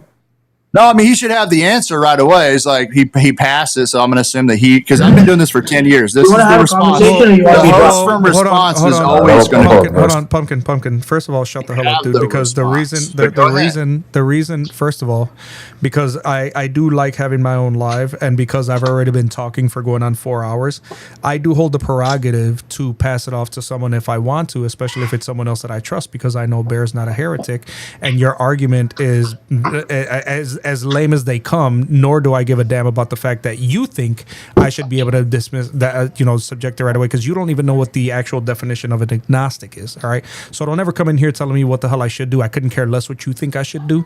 Now I'm going to let you talk to whoever does want to talk to you, because I don't need to talk to an arrogant prick who thinks that he can tell me what I need to do. Got it?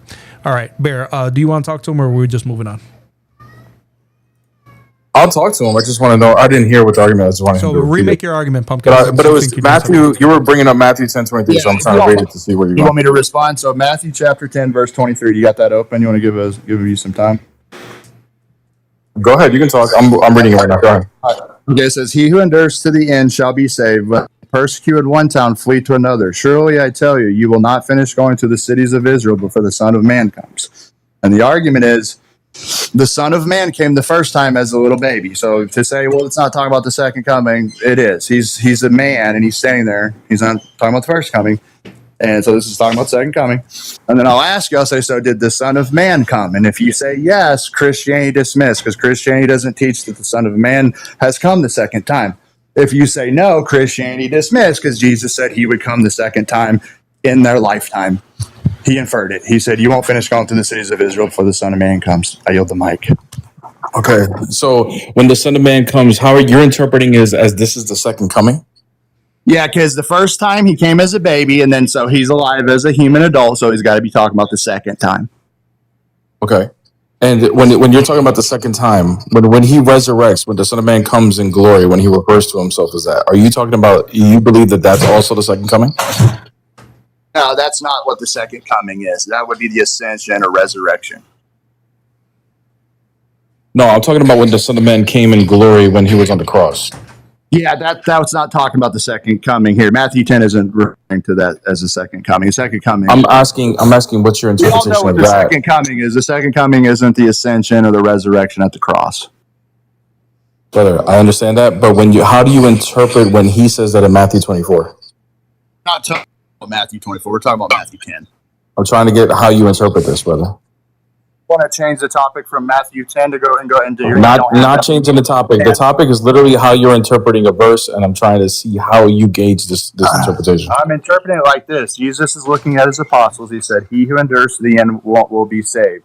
When they persecute one town, flee to another. Surely I tell you, you will not finish going through the cities of Israel before the Son of Man You're comes. just repeating everything all over again. Yeah, but I'm going to speak to it. So he's talking to his apostles.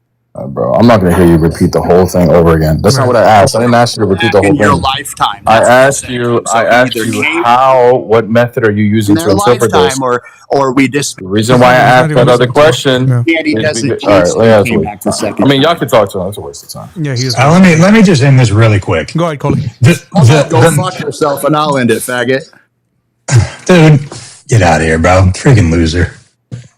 What a loser, man. So the mainstream, I'll just answer it. The mainstream, at least one of the main views is that it is talking about the second coming. Mm-hmm. And it's just the idea that we need to continue to reach the Israelites just like the other nations, because obviously the Jews still need Christ. Many of them reject him. Mm-hmm. And of course, this is the theme of Paul in talking about the return of Christ and reaching the Jews. So dumb, bro. Yeah. And the thing about it is, guys, if we were to actually look at like Matthew 16, Jesus says that some standing would actually see the Son of Man coming in his kingdom, right? But the very next event in all three of the synoptic gospels is the transfiguration, right? Where Peter and James and John saw Christ revealed in his glory. Okay. Now, the reason I'm saying that is because that's the same kind of coming the language is also used for divine judgments events, right? So if we're talking about like the destruction of Jerusalem in 70 AD, which Jesus predicts in Matthew 24, which is why Bear was asking that question, right? Yeah. That's where the trap collapses because the text itself uses coming in multiple contexts, right? So Right. That's another interpretation. right, and that's why Bear was trying to lead him to that, but he was too. Well, that's what when he talks to Caiaphas, he says that you'll see the Son of Man coming in glory. Mhm. That's in reference to the cross. So it just depends on the context as to what's being talked about here. Exactly. Yes. So that's why, like, he's taking a hyper literal interpretation of this. This is why I was trying to, like, I'm asking, like, how are you interpreting this? Like, Right. that's why I asked that one question to see how he's interpreting the other thing. Yeah. But it's a hyper literal interpretation instead of understanding the context of what's being spoken of here. Right, and that's the reason why, guys. Bear was asking about Matthew 24. He wouldn't go to Matthew 16. He didn't want to leave past Matthew 10 because what ends up happening is that he's assuming that it must mean the final second coming. But the actual biblical usage and the historical context show that that's simply not the case, right? And people like him, they will willingly misrepresent what's actually being said there. Yeah. But they have to take everything out of context in order to do it, which is why I didn't want to talk to him because it's not because I don't have the answer, but right away, right off the bat, when you tell me you believe in God, but I ask you, okay, well then you're an agnostic. No, I don't, brother. An agnostic is literally someone who believes in a deity, but you don't have really an idea about what you believe. You're not a Christian. You're not a Muslim. You just say you believe in God. Okay, well then you believe something's out there, but you didn't even know. So coming, in other words, the word coming, in other words, he assumed it was a second coming, and that's not required because that word coming can be used. Jesus uses it for different things, like Bear was alluding to resurrection or exaltation, or his final return, etc., etc. The context matters, is what these guys are saying in here. So Matthew 10, the context is what? It's about a mission, right? Yeah.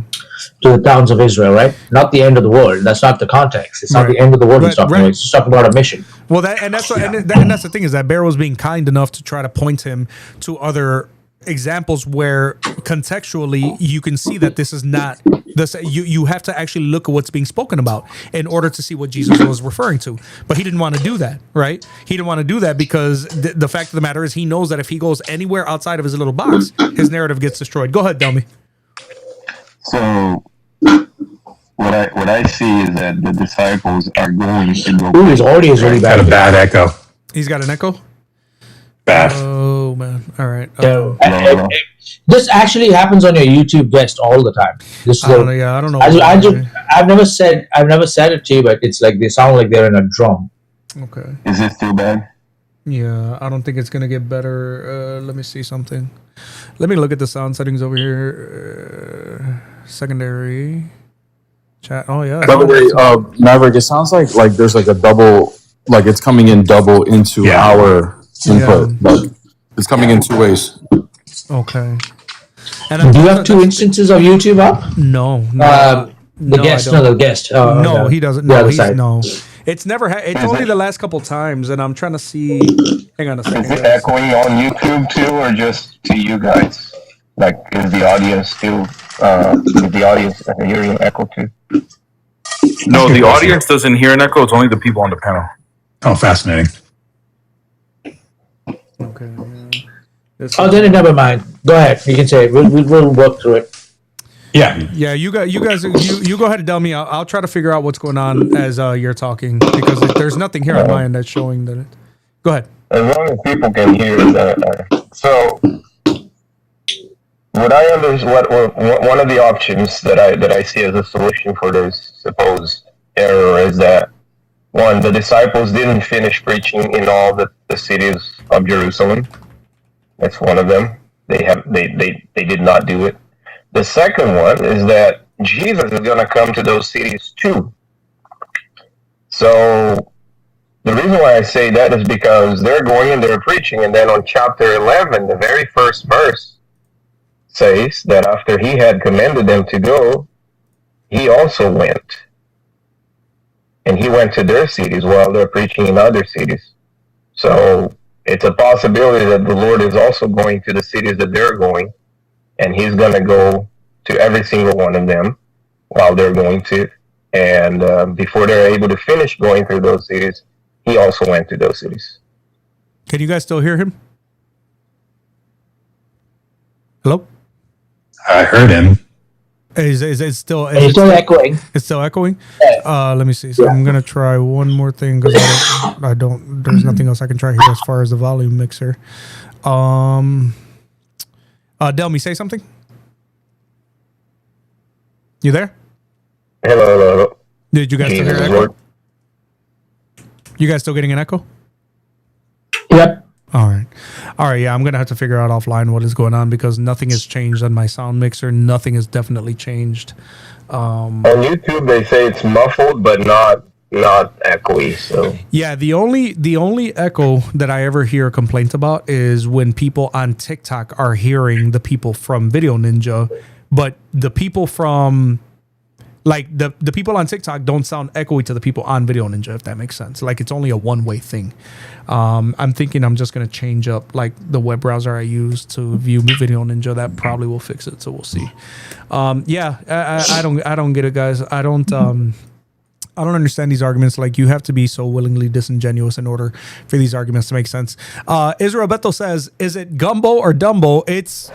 Technically it's Gumbo, but he's definitely a Dumbo. I'll tell you that. And Kefa sends a super chat. He says, "Like and subscribe or get fuerte." Thank you so much, brother. Another super chat from Blue says, "If you have a tailbone, you used to have a tail. If you had a tail, you're a great ape. Genesis never happened. No original sin. Jesus not required." Well, Blue, request up and we could talk about that. But other than that, I appreciate you wasted $5 just to say that. I'll read it out loud. Doesn't mean that anything you're saying is even remotely true. Having a tailbone, it means that you used to have a tail, except for the fact that we've never actually even remotely witnessed macroevolution ever in human, like in history. We've never noticed any species. We've never witnessed a species going through any sort of evolutionary change. And if you're going to try to go to mutations, good luck, because I'm going to hammer you on that all day long. But there's a reason why I stopped speaking to atheists, because you guys all have the same arguments and none of them are even remotely intelligent. They're all kind of the same. It's why people like Iran Ron, Matt Dillahunty are washed up and nobody cares what they say anymore, because there's just they couldn't be less intellectual if they tried. Where's the invite stuff? See you guys, and we've got a lot of viewers. I can't believe it's hard to get requests, man. It's hard to get requests. Islam is not logical. Christianity is. Yeah, I don't know. I'm thinking if I try to use a different, I'm just gonna try a different web browser, ladies and gents, and I'll see if that'll help out as far as echoing, because it's like there's a bunch of instances of Mozilla Firefox open in the Windows volume mixer. They're all muted, but for some reason it sounds like, and we got it here. I don't know what the deal is. Audio sources. Yeah, I don't know what the deal is. There should be no reason why it's coming out muffled or doubled. That doesn't make any sense. Let's see. We got a guest request. We got Coley and Little John. Where's Big John? I don't know. Big John streams a lot, so I'm not surprised that I don't see him a lot on other people's panels, because he does stream a lot. And even when he's not doing like his debate stuff, he is doing other kinds of streams. Just hanging out. Yeah, he does like hangouts, and he does this is like his full-time job. So he always does like Monday, Tuesday, Wednesday, Thursday, and then Friday, Saturday, Sunday usually is chill. Wait, or I'm sorry, no. Friday John? He does it. Saturday, Sunday. Who's Big John?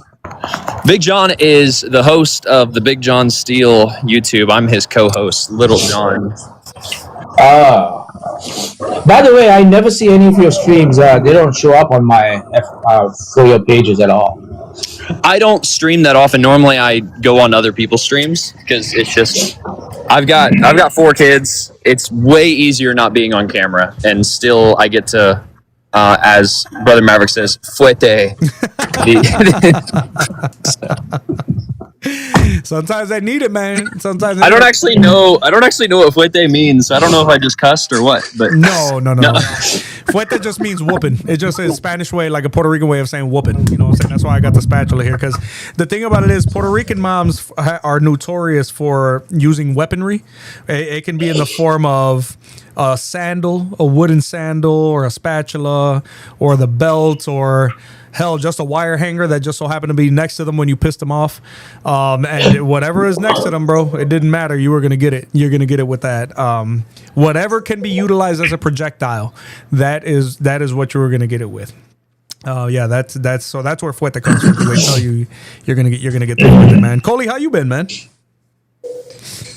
Yo, I've been doing good. My wife's actually out of town this weekend, so I'm just living the bachelor life. You know, I knew. I don't remember. Do you have kids, Coley? Nah. Some point, it's the true bachelor life. Debates and video games. That's all you need. Yeah. Debates while you play video games. Yeah, man, it's interesting. It's interesting when you have kids. My kids are, to be honest with you guys, I have more girls than anything. I really almost never have had to spank them because obviously for my daughters, my wife is the hammer. I do have a son now. He's getting bigger and he challenges me, so I can see that's going to be, not so good for him. But it is what it. Look at this dude. This dude is I swear. I bet you this dude's going to ask me. I bet you he's going to ask me to read his paragraph again. Oh, it did. No, okay. I was going to say, is that dude from earlier who started cursing me out because we wouldn't let him read his paragraph. I don't know why he's requesting. Dude, is this him again? Who? I worked on this a whole week. Right. I've created all these slides. Brother, I'm about to live. If time is money, you about to be broke. I'm telling you, man. Guys, if you guys are not tapping the screen, I'm going to be sad. Let me see where we at. All right, we're at a past 100 likes, guys. Please make sure you're smashing that like button, tapping that screen, doing all the stuff, guys. We have been doing... I took a page. Yeah, I don't know, brother. Yeah, Big John. I've not had the privilege of working with Big John at all. He gets invited to like the big wigs. He streams once in a while with David Wood and them. Yeah, I remember when I first started watching John. I actually sent him a super chat. This was right before I hit like 100,000 subs. And I was like, hey, bro, I would love to collab with you one day, like I have with many of you guys, like I did with Coley, with Bear and Jay. And I remember his answer being like, send me an email, but don't get offended if I tell you no or something like that. And I was like, it's all good, brother. It was just enjoy the super chat, man. Don't worry about it. That was his answer to me. I never asked again. Once something like that happens once, I never ask again. Like I don't feel like people have to work with me. You know what I'm saying? I was just talking. Don't worry about it. Let's see what this guy says. What you want, man?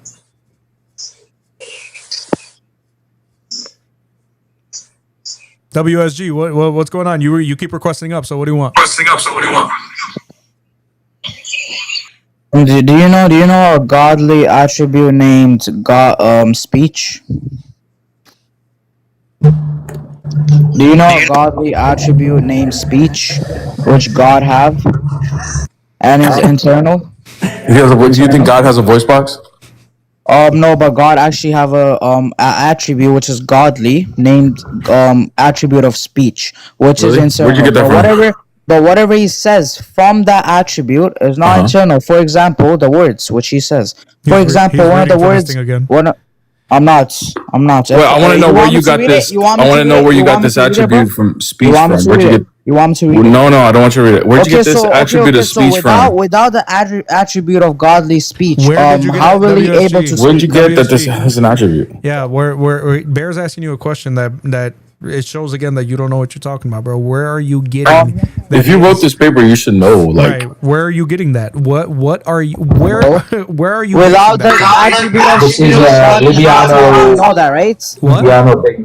Without that godly attribute, God cannot speak. Where are you getting that this is an attribute of God? Where are you getting that from? It's your logic. Use your brain, bro, and your big bald head, bro. Dude, use a logic. Bro, listen, these kids, man. So first I was fat. Now I'm bald because apparently all this crap on top of my head means I'm bald. I don't understand what, like, I know that you guys think that Muhammad was a prophet, so your brain is already halfway broken. But like, do you guys even bother to reference reality, at least when you're going to insult people? Bear asked you, where did you get that this is an attribute of God? And you said from logic, and for me to use my what? I just want to know what he means by speech is an attribute. Like, he's talking about like a voice box, like God has like a voice, like vocal cords, or what? Like, what is he talking about? I wish I knew, bro. I honestly wish I knew. Thank you so much, Viking Marauder, for sent press F for 10 joules. Thank you so much, man. I appreciate you.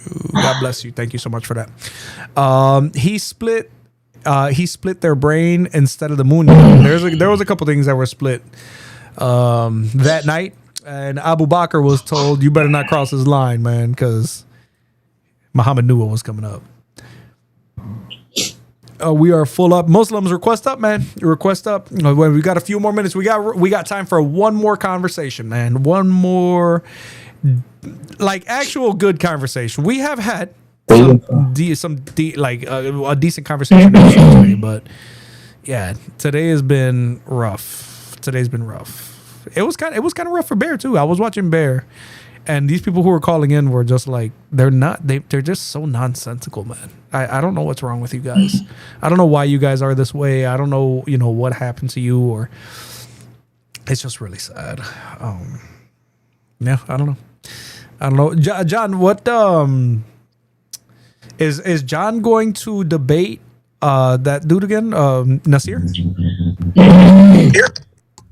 Ahmed, I don't know if he is, but we were joking around last night about actually trying to get with James on MDD and doing a 2v2 with him and Junior.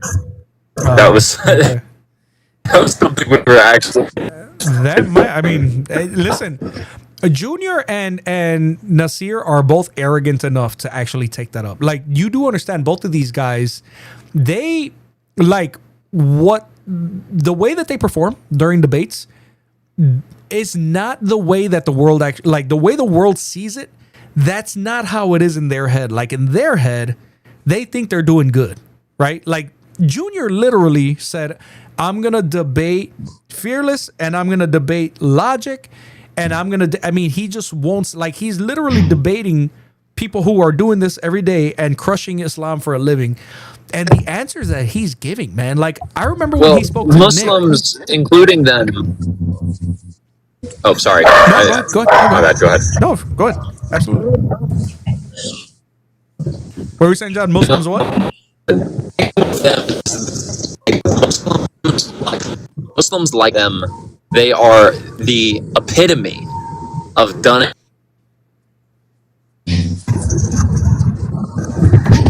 The last thing we heard, John, was epitome. I think his connection is best. Yeah, he's got like one bar. All right, can you hear me now? Oh yeah. Okay. Is that better? Yeah. Is that better? Yep. Okay. Yeah, I was saying Muslims like them are the epitome of Dunning-Kruger effect. Yeah. The absolute overestimation of all of their beliefs regarding their own abilities is insane. Yeah. But go ahead, Maverick. I'm gonna go ahead and hop down. Sure, I am in the quote unquote Uber, so I got you. I appreciate you having me up, and yeah, I will join with you anytime. Absolutely, thank you, brother. I appreciate you, man. Yeah, we're getting off soon anyway. What's up, Curtis? Hey, how's my bald fat friend? I'm good, man. I'm nice and bald. And fat, where does that come from? I'm bald and fat, bro. You didn't know? I'm the bald fat Hey, Christian. total aside, one father to another with girls. Mine are grown. I'm grandkids. Can I ask, if I'm not prying, how old is your oldest young lady? She's 21. Oh, then you've been through it. No worry, then I'm done on that suggestion. Yeah, when they're going through the adolescence, I've got good advice, but you've already dealt with that. Hey, I just wanted to ask you something briefly, because I dropped by and I've seen you, and I think you know who I am and what I do. And you were talking about collabing, and I'm always looking for hosts with good presence, good demeanor, and you've got a good following, and you don't have to give me an answer right now, but I'd like you to consider and perhaps pray on hosting me for one of my talks. I think we could do some really good work together, but that's up to you. No, absolutely. If it fits your format, you know how that works. You host me, I come in and I do my thing for a couple hours and you engage, and it's a really good time. Interesting walk into faith and scripture and history and the resurrection and the crucifixion. Yeah. But I think your audience would enjoy it. Yeah, absolutely. No, I'll happily host you. Absolutely. You don't even need. Oh, well, okay. Then what I will do, brother, is I have a list that I'm very organized. Okay. I'm booked out for a couple months. Okay. But I have an extensive list, but I have the option of who I move up and down on the list. Gotcha. That's one of the benefits. So I'm going to put you up there where I'm guessing within about 90 days or less. And what I'll do is I'll reach out to you several weeks before in your DMs. Do you read your DMs? Yes. I mean, you, okay. Yeah, I try. And then, What I'll do is I'll DM you. I'll DM you and I'll send you my phone number because I get so many DMs on a daily basis that it wouldn't. You know what I mean? Well, I appreciate that. I won't give it to anybody else. And then about 3 weeks before, we set up a date and time that works for you. You're the host, so I accommodate you. I generally only do weekdays. Is that a problem? I reserve my week. Okay. No, I'm very jealous of my weekends. But after that, it's up to you, the time of the day. Are you on East Coast, Mav? No, I'm on Central Standard Time. Okay, so you're 2 hours. Doesn't matter. We'll work it out. We'll set the time and we lock it in and then we go from there. It's really fun and it's a good time. And like I said, I think your audience will get a lot out of it from both of us. We're just fishing for men. I agree. Thank you, brother. That's all I do. I just have an odd way of doing it. Yeah, DM me, Oakdale. I'll look for your DM and then I'll do. respond to you with my phone number. Okay. Will do. All right. I always end with a stupid joke. If you get to know me, did you know it mentions tennis in the Bible, Mav? No, I didn't. Clearly says in the Old Testament that Joseph served in Pharaoh's court. Did I misread that? Maybe I better read the context again. I was thinking pickleball or tennis right there. Amazing book. Joseph served in Pharaoh's court. All right, I'll leave it at that. Made you laugh. All right, you got a nice setup there, man. I need to do something like that. I'm just using my phone, but that's pretty cool setup. Thank you, brother. I appreciate it, man. I'm pretty techie for an old guy, but my phone does the job. So hey, man, if it ain't broke, we'll fix it, right? That's what's working so far. All right, Brother Mav, I'm gonna put you in there, and it won't be too long. It'll go by fast. A couple months. No problem, brother. Anytime. Thank you. Thank you. Appreciate you coming up.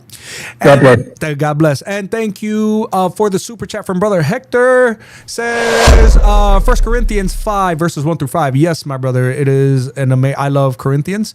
Now, brothers and sisters, I want to remind you of the gospel I preached to you, which you received and on which you have taken your stand. By this gospel you are saved, if you hold firmly to the word I preached to you. Otherwise, you have believed in vain. For what I received, I passed on to you as of first importance, that Christ died for our sins according to the scriptures, that he was buried, that he was raised on the third day according to the scriptures, and that he appeared to Cephas and then to the 12. Amen, brother. Yeah, that's but remember, Jesus was a Muslim, so everything he just said right here was blasphemy. Then, if Jesus was a Muslim, then all of this is that. I don't even know how Muslims would explain any of that. Let's do prayer before you end. Amen. Yeah, you know what we're gonna do? We're gonna go ahead and we're gonna go to the verse of the day. 2 Peter 5:8. Make every effort to add to your faith goodness, and to goodness knowledge, and to knowledge self-control, and to self-control perseverance, and to perseverance godliness, and to godliness brotherly kindness, and to brotherly kindness love. For if you possess these qualities in increasing measure, they will keep you from being ineffective and unproductive in your knowledge of our Lord Jesus Christ. Here's the prayer, guys. Anybody who wants to pray with me on the panels in the chat, you are more than welcome. Holy God, we are committed to making every effort to grow into your character. Please bless our efforts and receive them as our heartfelt expression of appreciation for your love for us, even when we were undeserving of your grace. You loved and moved to redeem us when we were helpless, ungodly sinners, and your enemies, as you can reference Romans 5:6-10. We thank you for such a loving grace and commit to being productive in our lives of faith so that we can bring glory to you. We are determined to live for the praise of the glory of your grace. In the name of Jesus, we all pray. Amen. Guys, in the name of the Father, Son, and the Holy Spirit, it was an amazing stream, man. Yes, we are going to get a lot. Understand, guys, for the next couple of weeks, depending on where you are in different regions, you know, a lot of these kids are on spring break. So because they're on spring break, a lot of them are Muslim and a lot of them are going to call into troll. Don't worry about it, guys. It's part of the territory. It doesn't bother me. And I think that you guys should just take it in stride too. It's whatever, man. Like, you have to understand that the gospels are always going to make the enemy manifest. And unfortunately, those who stand with Islam as their actual faith, they stand on that side, right? The Islam is the ops. The people themselves, do we hate? No, absolutely not. This is why we try to give them the gospel. This is why we try to expose the falsity of their religion, not because we don't have anything better to do, but because this is what Jesus would want us to do. He wants us to preach the gospel to people, and he wants us to make disciples of all nations. In Jesus' name, amen. Thank you for the super chat, Brother Hector. Appreciate you, man. God bless you. Thank you so much for the $10 super chat. You were amazing. You guys are all goated. And lastly, of course, guys, huge, incredible, massive shout out to Delmy Tree Cutter, who was with us for the stream. Also to J49er, to John, Bought by Blood, Real Faith, Brother Coley, Bear the Image, God Logic, The Word and I, and anyone who I may have forgotten. You guys are absolutely golden, man. Tuesday, 3 p.m. Central Standard Time. We'll be live again in God's name, if that's what he wants us to be doing. And we will be talking more about why Christianity is the truth and Islam is not. Thank you, guys. I love you guys. Jesus is king and the only way to heaven, guys. Have a good one, man.